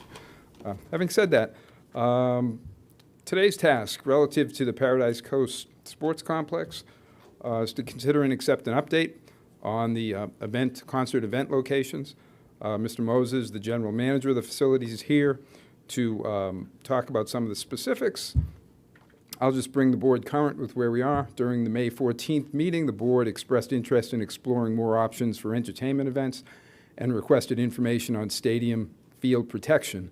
This discussion led to the possibility of amending the Citygate PUD to lessen the restrictions on the allowable direction for amplified sound, which could, in our discussion on the 14th, was seen as potentially providing more flexibility in using the Great Lawn and related improvements. With that, if it suits the chair, I'll bring Mr. Moses up to bring us through the rest of this item. Sure. Thank you, sir. Good morning. For the record, Adrian Moses with Sports Facilities Companies, representing as General Manager of the Paradise Coast Sports Complex. Since we've taken over the facility in late 21, we understood our assignment of managing the facility, of providing it for local programming use, drive economic impact through sports tourism, and also providing community events, non-sporting events as well. So we've been working consistently to try and find concert partners. We have had a few, and the stadium has always been the jewel in the crown of where concert events potentially could be. But we've found challenges with that, notwithstanding the design of the stadium, but also the costs of building it out to a large concert stage standard. Along with the cost of renting the stadium, paying security costs, covering the field, production, not to mention the expensive talent that we need to bring in. There's a very small window of time that people can, that bands are touring, and they may come through that make it a good time and efficient use of their time to get in. And we've identified that a talent coming into the stadium would need to draw at least 4,000 people to make sure that there is a significant return to Collier County and to the promoter to do such an event. We've come to that through running all of the numbers, average ticket prices, all of those kind of things as well. We've identified other areas around the complex in the meantime. Many of you have been out to the complex and been to a concert on the East Lawn. We find that that's a much more economic area for load in and load out. All of the areas suffer the same issue of power. Each area requires bringing in power. Each area is not as close as you want it to be to restrooms. But what we found is using other areas in the complex, we're able to offer a promoter a much more feasible structure to having concert events in the stadium than the stadium. That being said, when we do use the stadium, the most efficient way that we found to do it is a stage facing towards the seating area, about 20 to 40 yards off. This allows us to put around 600 seats. The image on your screen right there is actually a church. That was the Grow Church Easter event. It was an incredibly well-produced event. I was so impressed by that group. This allows for seating. That seating is that you see there is covered by 3,200 square foot of protective flooring that we rent from all event party rentals just down the road in Collier, on Collier Boulevard. The other options is putting a stage up on the rock area in between the east berms. The challenge with that is the proximity to the building. It's not really logical to have people sat 80 yards away from the stage, and also the distance to the restrooms are on the east side of the stadium. Positioning and orienting the stage to the south, as per the PUD, would require significant coverage of the field with protective flooring. I'll get to that in a second. And that second is now. We rent the flooring around about just over $1.30, $2.30, and there's an installation fee as well. You asked us to look into procuring the flooring as a purchase. The field's about 85,000 square feet. In my previous role I had working with the Houston Dynamo organization in Houston, we purchased that amount. What that came with as well was the rental of a warehouse next to the stadium to store such flooring for use twice a year. It's a significant expense. We would need to purchase at least 15,000 square feet for there to be some coverage, and that purchase price would be over 150K. The pieces would be stored on pallets. They're typically stacked up 20 to a pallet, which means 45 to 50 pallets of flooring that would need to be stored somewhere in a weather protected area, not a weatherproof area. Not to mention the additional purchase of something like a forklift truck to be able to efficiently move that stuff. Other options that we've had shows to success. The Great Lawn. This is the Shy Wolf Stock event with the county stage, which is up next to the rock wall, which is orientated south. This is a good option because it's close to the cove, it's close to the satellite restrooms that are on the other side of the factory gym. When we do an event on the Great Lawn, we don't have the issue of impacting other events on sporting events on the fields. We've done many events such as this one where there's a tournament been going on at the same time as the event. It also makes the stadium available as well for use for sporting events as well. There's a modest capacity on the Great Lawn. We think of about 1,500, and the requirement to put in a perimeter fence around it for ticketed events. That's possible. We own the fence already, and it's well within our capabilities to do. The image shown here is Movies in Paradise. If you haven't been out, we show movies every third Thursday for the community, and the changes to the proposed changes that were requested to the direction of the sound. A stage could be placed underneath the video board there. It's the same pros as having a stage on the other side. An additional con of this is we have found that when the volume is up on the screen, it does rebound back off the climbing wall there. The East Lawn is the space that is just to the south of fields 3 and 4. It's a great space for a show. It's recently been resodded, and we're allowing that grass to grow back in. There's a larger accommodation that we can have of people here, around 2,500, and there's logical entry from parking using the East Lawn. There is, for example, the Legends concert series. There's no reason why we can't have a stage orientated south on the path, just south of fields 3 and 4. Similar kind of challenges that we have to that I mentioned before. We need generator power, and this area, when you have a show there, it's not reasonable to expect people to be playing sports on the fields right next door, nor is it really logical to do so. The conclusion is stadium events are in our plan. We are actively seeking out operators to get that lightning in a bottle event on the right date, at the right time, with the right promoter, with the right show. The other areas, the Great Lawn and the East Lawn, we are absolutely able to accommodate shows without any adjustment to the PUD. However, we're providing cost-effective solutions and maximising the use of the sports complex.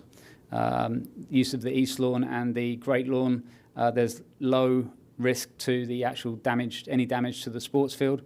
And there's an appropriate return on investment both for the promoter and for us using the Great Lawn and East Lawn spaces.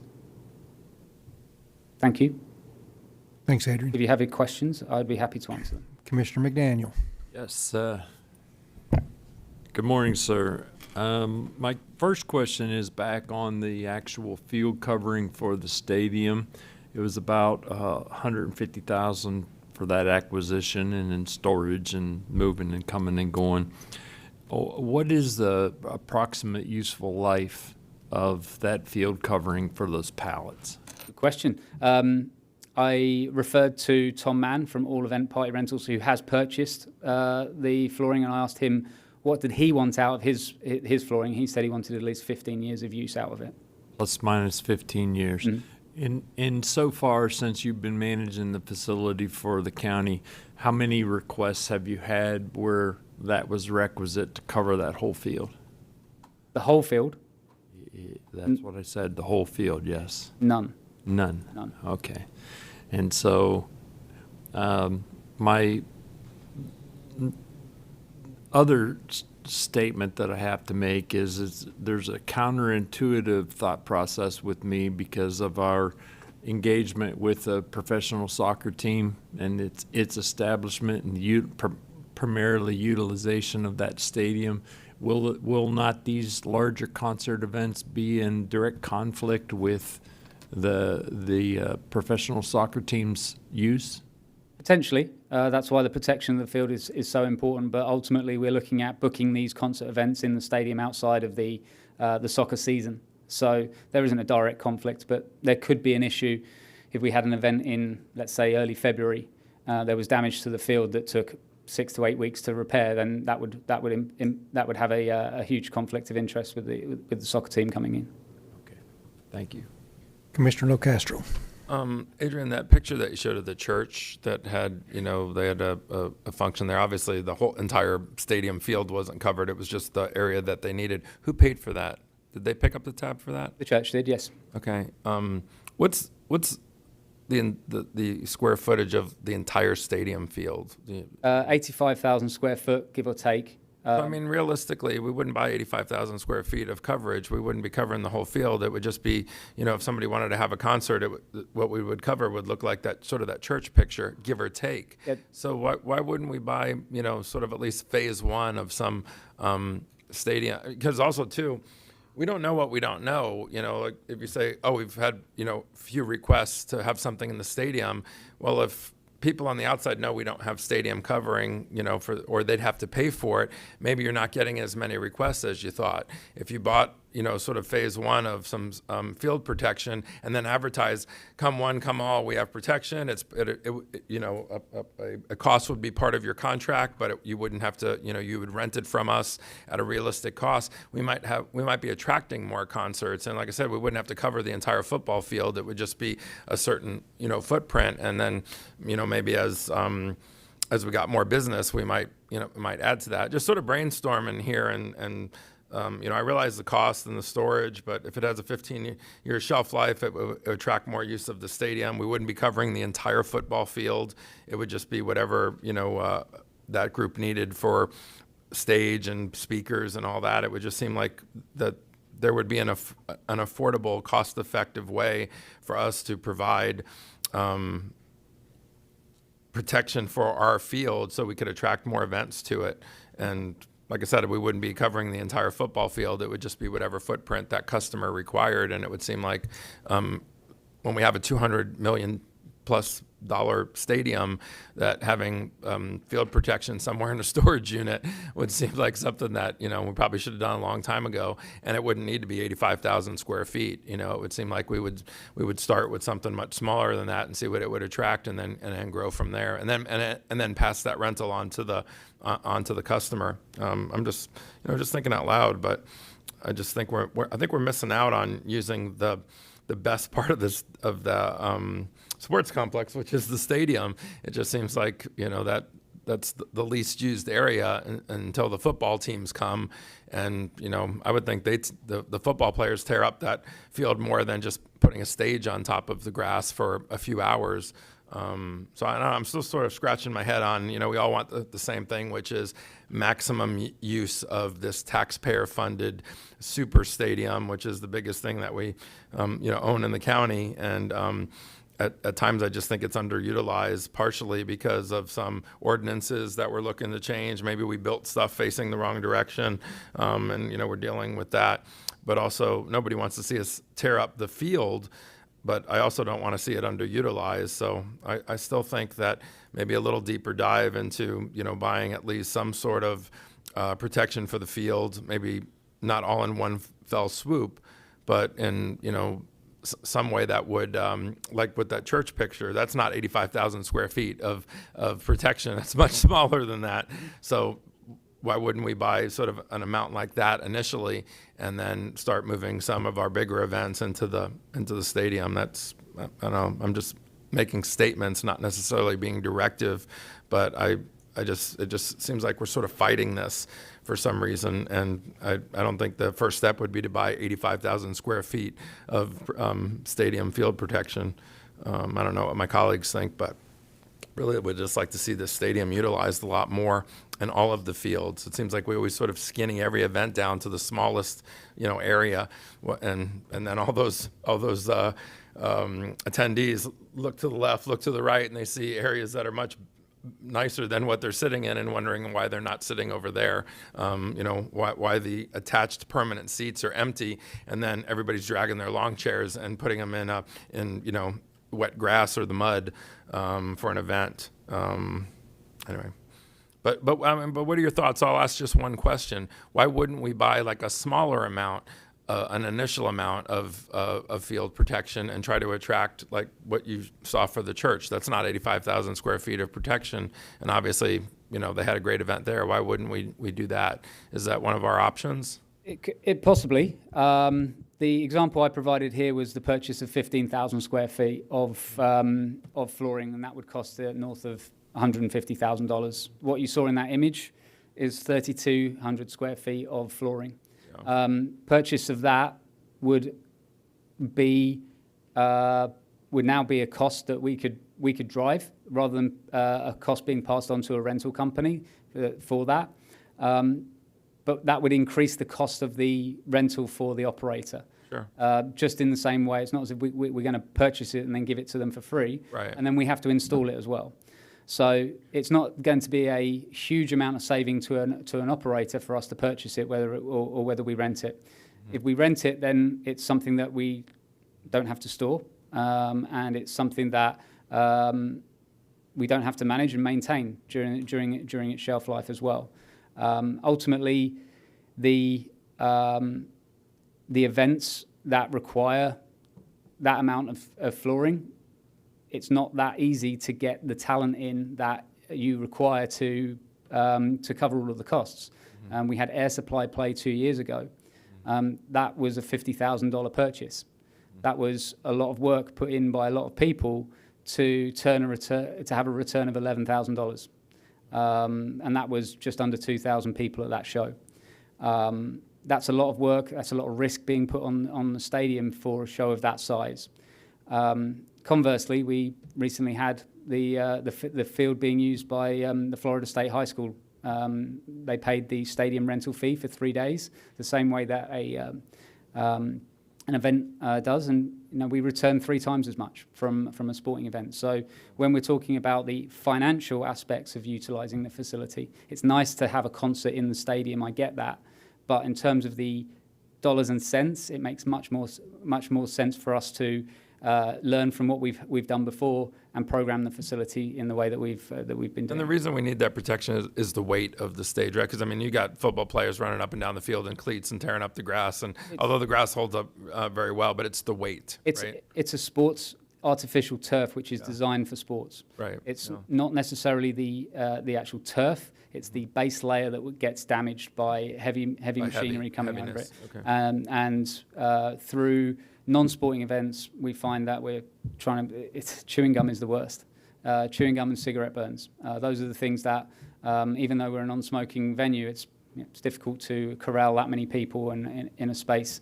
And those are the issues, along with tears into the turf of potentially dragging flooring out. You guys are doing a good job maintaining it. I was just out there recently and walked a lot of the field, and it looked impeccable. I mean, at least to me. So, okay, thank you. Commissioner Kowal. Thank you, Chair. Thanks, Moses, for bringing everything to light to us today and giving us some insight on, the cost and, worth the amount of time and effort put in and to put a show on, and how many people we actually need to turn a profit for the county and the promoter.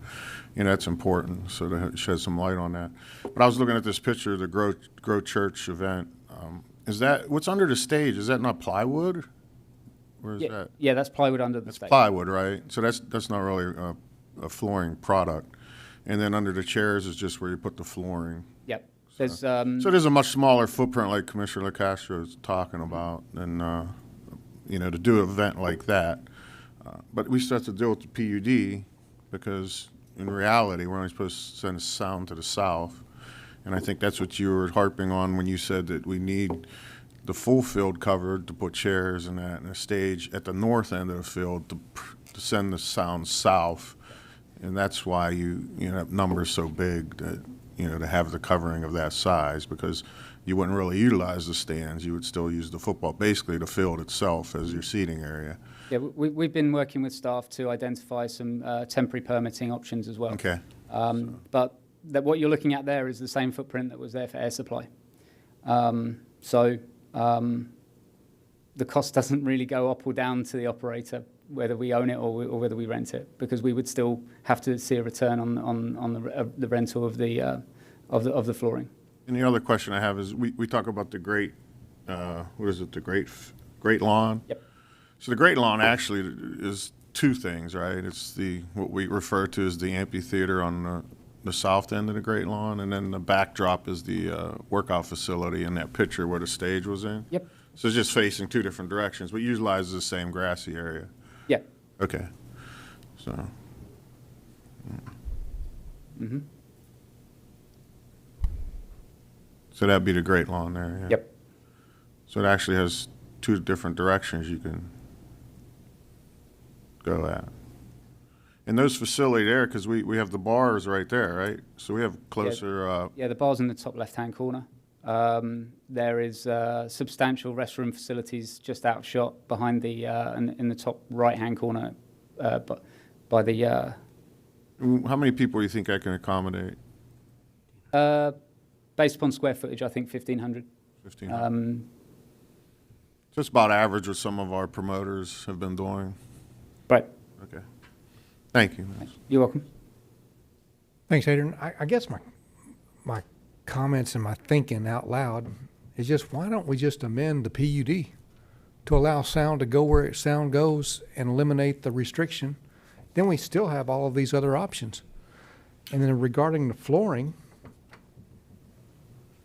if we purchase it, we can get our deal. If we have options, then we can book our deal. Then we can buy the stuff to meet the deal, and it pays for itself after 5 times of renting it. So those are just my thoughts. And unless there's severe objects to just changing the PUD and letting sound go where sound goes. That's what I think. And we still have every option, and we it's a win-win for everybody. So, Commissioner McDaniel. Yeah, we don't want the sound going where sound goes. We want the sound to be directed to the south as much as is physically possible. That's what I mean. Now, I'd be okay with a stepped-in process where we buy a certain amount of coverage. I like your idea of we don't have to go buy 15,000 square feet. We can buy 5. And then that's a $50,000 expense. And in the event that we can utilize it and we're seeing it being fruitful, then we can do that. And if we need to amend the PUD, we amend it so that the sound either travels west when it's pointed right at the stadium bleachers, or it's pointed south. The folks that live to the north of this facility are already hearing the noise that's coming off the fields, even when we have tournaments and things. So I don't want to open Pandora's box for letting the sound go where it goes. As Commissioner Kowal and I had the discussion a couple of weeks ago, sound goes where the wind's blowing. So I'm concerned about amending it and allowing it to just go anywhere. I'm not saying just to amend it to let us, I'm saying to give us options that we can direct the sound where we want the sound to go with no restrictions. We can make good decisions. The management team makes good decisions, and I know that when we had that, I was sitting down there. I was one of those little people at that Grow Church event, and the sound, it hit the stadium and bounced straight back, and there was no problem at all. And that's aiming straight west. So my thoughts were just to eliminate the restriction and allow us to make good decisions, and we have every option still available. So, Commissioner Saunders. Thank you. A couple questions for Mr. Klatskow. Under the existing PUD, the sound has to be directed to the south. Are there provisions in our codes or in that PUD for special permits that would be an exception to that sound direction on a limited basis? If the board wants to go this direction, my recommendation would be to direct staff to come up with a PUD amendment, and then on the zoning process, at that point in time, we could issue special event permits. I think if I agree with Commissioner McDaniel, because rarely is he wrong. Once today, Once, a couple weeks ago. That's where I'm going. I'm gonna listen to Mr. McDaniel and kind of follow his lead to make sure I'm not wrong on these things as well. But anyway, the point is that I don't want to see this opened up where there could be loud music that's directed to the north on a regular basis, because I think there's some neighborhoods that would be negatively impacted to a point where this was seriously considered when this PUD was adopted. On the other hand, it seems like if there's a process where a very limited opportunity is there, that would be approved by a special permit, approved by the board for a specific use, and that use would be, we'd have ordinances that limited the time, then I think that would be something that would be acceptable. So for example, on a very limited basis, a concert that starts at 6 p.m. or sometime earlier, whatever the concert goer wants, but ends at 9 p.m. as an example, and can only be on a Saturday or a Sunday, or a Friday and a Saturday, Friday, Saturday, Sunday, those 3 days. I think something like that would be acceptable, but it would have to be limited, and that's why I was asking the question in terms of if there's already a provision for that. If not, I think I could support coming back with an amendment to the PUD for us to consider, but something that would be very limited. If I may, Mr. Chair? Sure. There is, Mr. Moses made reference to working with staff on temporary use permits. Temporary use permits would provide the flexibility the board is seeking here in the short run, and that's a path that we were already anticipating going down. And if it suits the board at this time, give us an opportunity to explore that and see how that works for us. Wouldn't the temporary use permit where the sound is directed other than to the south be in violation of our own PUD document? I'll let Mr. French speak to that. I'm going to say that at a minimum, we need temporary use permits going forward. That's really a question for Mr. Klatskow.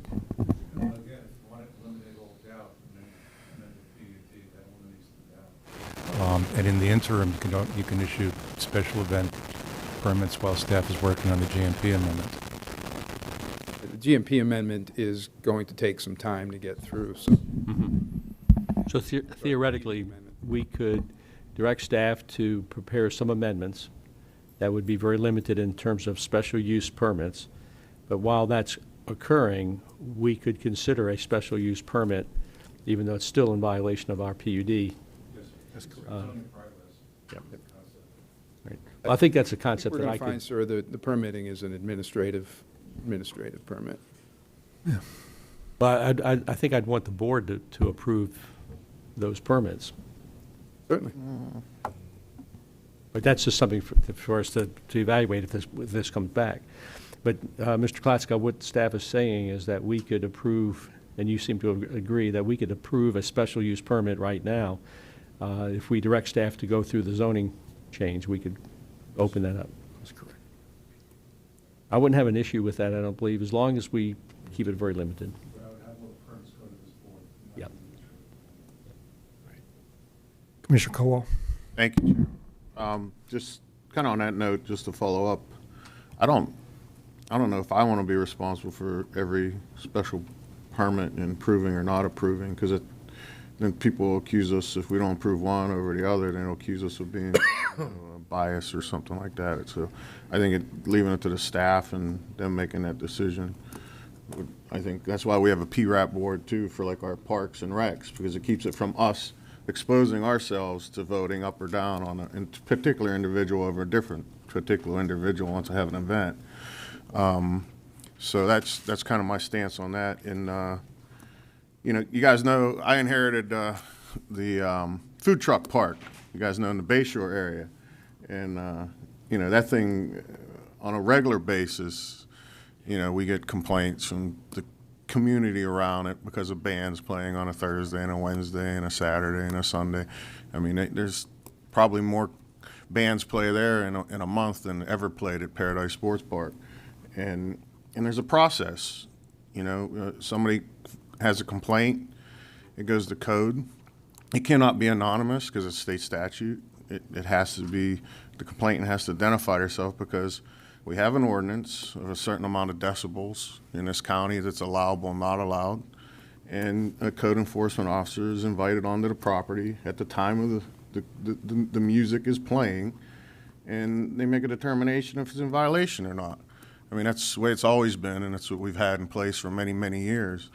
But it almost sounds like that if you're in District 3, you don't have to worry about that if you live to the north. Since you automatically get a blanket that no sound will be sent your way regardless, even if it's within our ordinance and below the decibels that is allowed. So I mean, I think we need to really think about this. I come on with Commissioner Hall on this, that I think this is, I don't know, I think we should just let the system work, revisit this. I like the special permitting, but I don't like us making that decision up here in the dais. But I think we really should revisit this PUD in the future, and because it sounds like once again, certain districts are getting special treatment, where other districts have to deal with it on a daily basis. So I'm kind of in line with Commissioner Hall on that. So thank you. Commissioner McDaniel.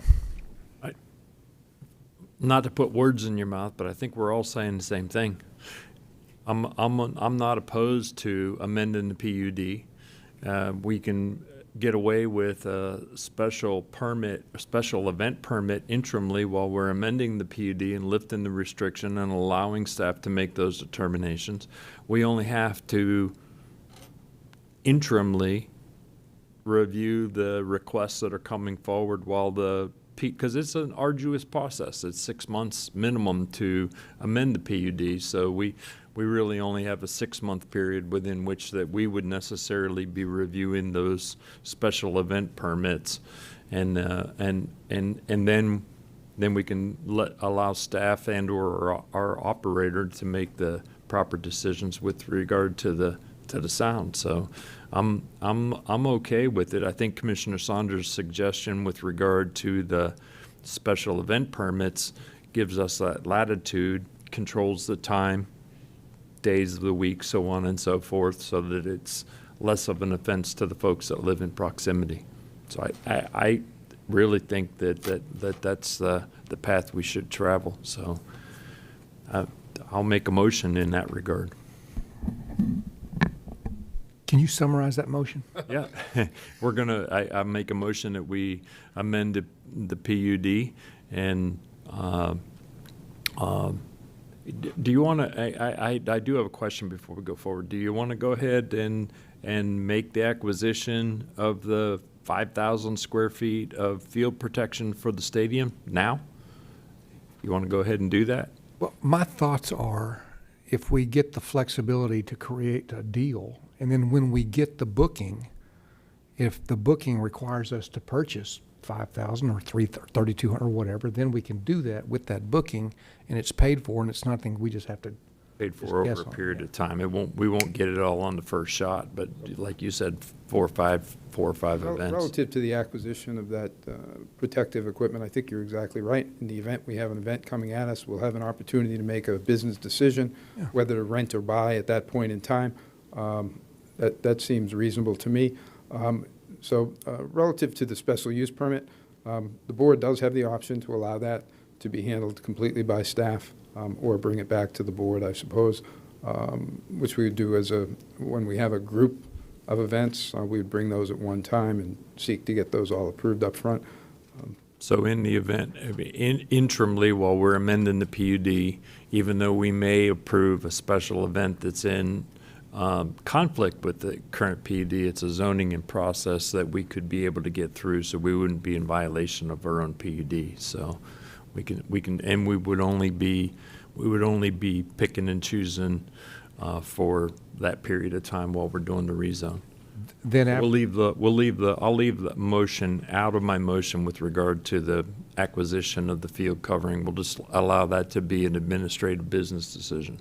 And then after the GMP amendment is approved, then it would be an administrative decision on special permitting? Correct, because within the amendment to the PUD, we would put stipulations, special events, times, locations, directions, so on and so forth.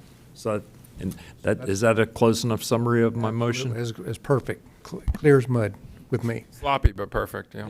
I'll second it, but Commissioner LaCastro. Yeah, I just wanted to add that I think we got to just make sure that we're doing aggressive marketing, that the main stadium is available for main stadium events.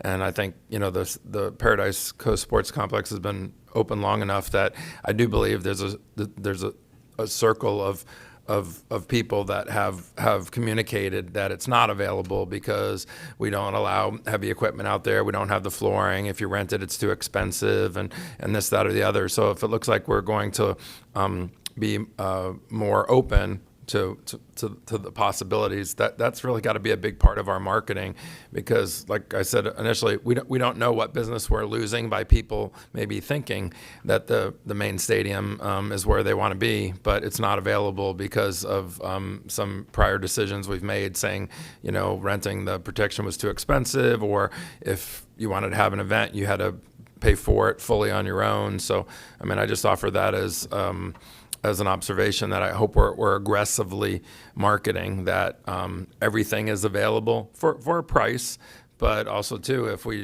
we have enough events, we can slowly chip away at that cost. Then it would be something that would be a smart business move to utilize more of the entire Paradise Coast Sports Complex than I think what we're utilizing now. I'm certain Mr. Moses markets it. The entire complex is open for business, and I know that's the way he handles it. Yeah, but what I'm saying is I think people need to know that we're open to negotiating the protection of the field in some way, shape, or form. So like you say, if the next customer comes to us and would like to use the stadium and they need 4,000 square feet of protection, our answer shouldn't be, well, you got to get it on your own, we don't have it, or anything like that. That we should have a more flexible approach. So it sounds like we do. We're about to. Yes. Very good. All right, motion's made and seconded. All in favor? Aye. Aye. All opposed? Thank you. Good job. Commissioners, that brings us to item 15, staff and commission general communications. Item 15A is public comments on general topics not on the current or future agenda by individuals not already heard during previous public comments in this meeting. We have no registered speakers. All right, thank you. That brings us to item 15C, staff and commission general communications. I have nothing. I will mention that we are working with both of the CRA advisory boards to do as you all suggested and schedule our workshop for one of our summer meetings, either in the morning or the afternoon, depending on. And that was one time where Commissioner McDaniel was correct. So let it be record. So let it be. Other than that, County Attorney. Commissioners. Commissioner McDaniel. I have no further comment.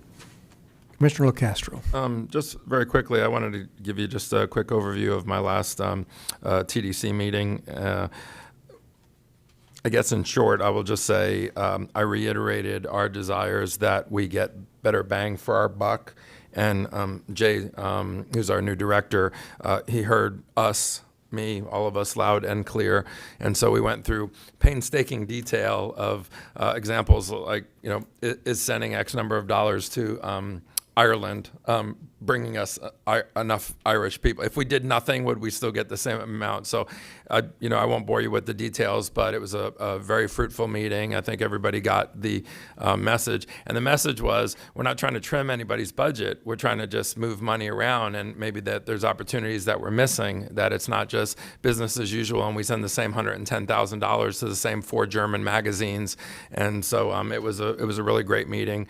And I would just say, we all sit on different boards. Just as a reminder, if there's something that comes out of any of your committees, this is the time to sort of give us a quick narrative of how things are going in the different committees that we all chair.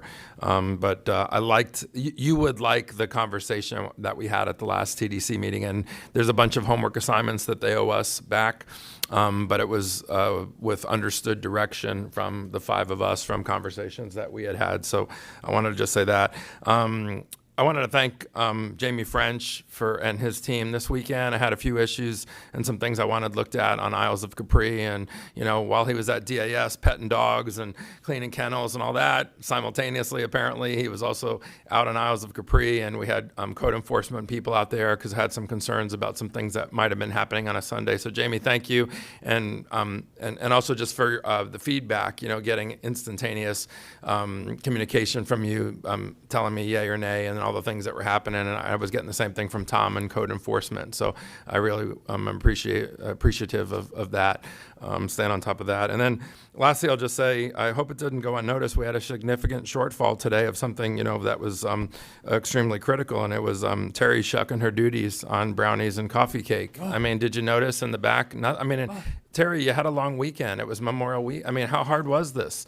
So, I'll just say we'll give her a pass. This one-time motion? Just one. This one passed, but for us to keep up our energy, we count on this. There's a sign back there that says coffee, cake, and brownies. Nothing. So y'all noticed that, right? I just want to make sure we all took notice of that. Okay. It'll be interesting to see what the minutes reflect. Oh, yeah. Well, I wanted it on the record because if we ever need a read back to say, has she ever been at fault, we can read back and say, there was one time that we got one. But that's all. But thank you to the staff. It was a busy weekend out in Collier County.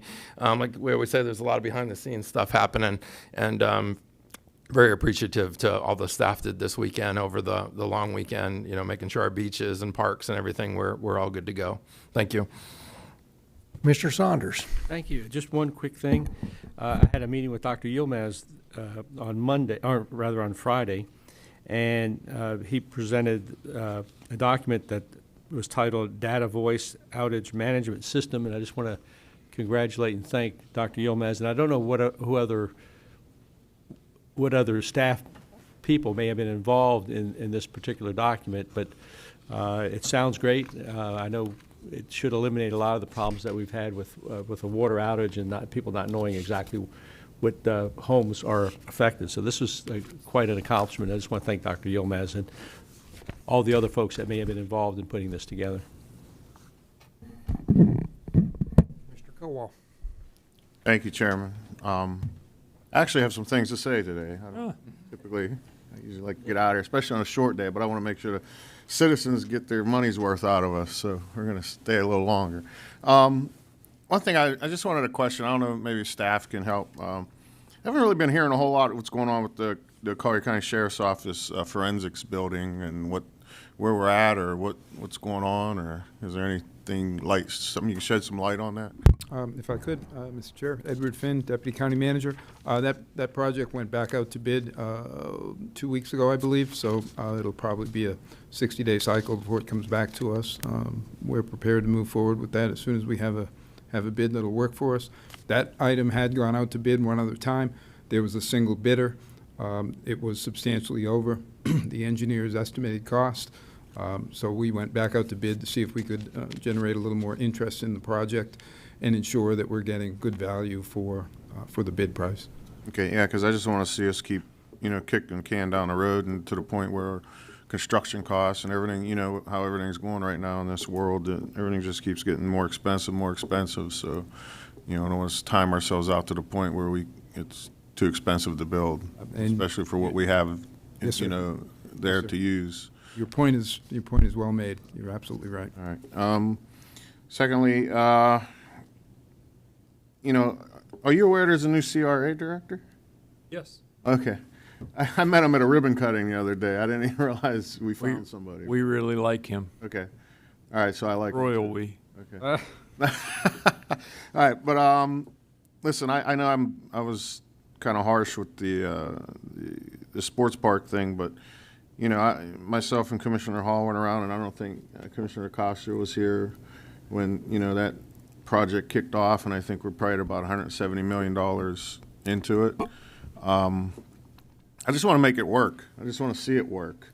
I don't want to handcuff it over things it may be or may not. I mean, we're talking about sound, but have we ever actually went out and tested the sound to the north? Has it reached the decibel level that's unacceptable for our ordinance in Collier County? I'm just saying these type of things that, we're basing we're handcuffing ourselves on what to do at the park on things that I don't know if we even really know if there's a problem.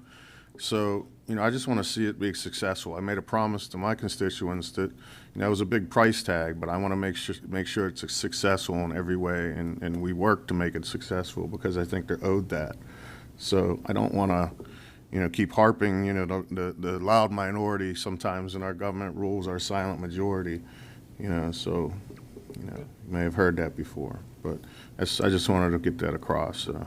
I just want to add that I think when we're all saying success, I want to see it being used, and everything can't be a cash cow. It also can't be a second chest wound. We can't spend $100,000 to make $11,000 every time. Although sometimes we do that, once in a while. But it is so underutilized. I mean, what I'd ask you, Commissioner Kowal, Celebration Park. Which way does the music go? Is there an ordinance that says the band? I know that the band's in 5 different locations depending on when you go there. So, I couldn't agree with you more that we have other places. I think you said it seems like in different districts we sort of have different things. And so I really think you bring up a great point because music's being played at lots of places. Yeah, maybe it's not air supply at Celebration Park, but boy, to the neighbors that live next to it, they feel like it is. But I just think that we are underutilizing that sports complex and being able to aggressively. It's going to be great to see the soccer team come there, but to your point, I think we might be over-exaggerating a problem that might not exist. And getting a complaint from 3 people doesn't necessarily mean there's a problem. I mean, look at the Naples airport. I mean, I'm not sure we're moving it tomorrow because 3 people or 30 or 50 or whatever the number is. I mean, it needs analysis. We are not moving it tomorrow. Yeah, I know, or maybe ever. But do you want to expand on that? Should we at some point, and maybe it's the next meeting, don't want to belabor this one, but maybe more analysis. It seems like, we're stating things as fact as far as decibels and direction and everything, but we might be accepting something we think is a problem that actually might not be. And so, and it may mean that we're underutilizing the sports complex based on rules that are actually would not be causing a problem if we examine them a little bit closer. So We did that with the think we just motion. did that, yeah. We're lifting the restrictions, we're amending the PUD, we're putting special events in, we're letting the world know that we're open for business. I look think forward we're to cruising. to the success, like Commissioner Colwell said, yeah, and the usage. So, I just, since Wink News blessed us with a horrible story on Sun and Fun, we've seen a lot of public comment on social media. They think it's our fault. So I just want to put it on record to the public that Sun and Fun has been neglected over the years in a horrible fashion. It may look well. So as county manager put it Friday, she said, Sun and Fun's had a facelift, but it has no heartbeat. And that was a really good analogy. So with the decisions that we have going forward, we're going to be looking at some things to get Sun and Fun operational and to get it operational for years, whether we operate it or whether we don't. But to the public that thinks it's all of our fault right here sitting on the desk because Sun and Fun's closed for the summer, that's simply not the case. It's something that we inherited, and you need to know that we're going to do our best to get that situation resolved. So be patient with us and be nice, and we'll get it done. And with that, it's Taco Tuesday. We're adjourned.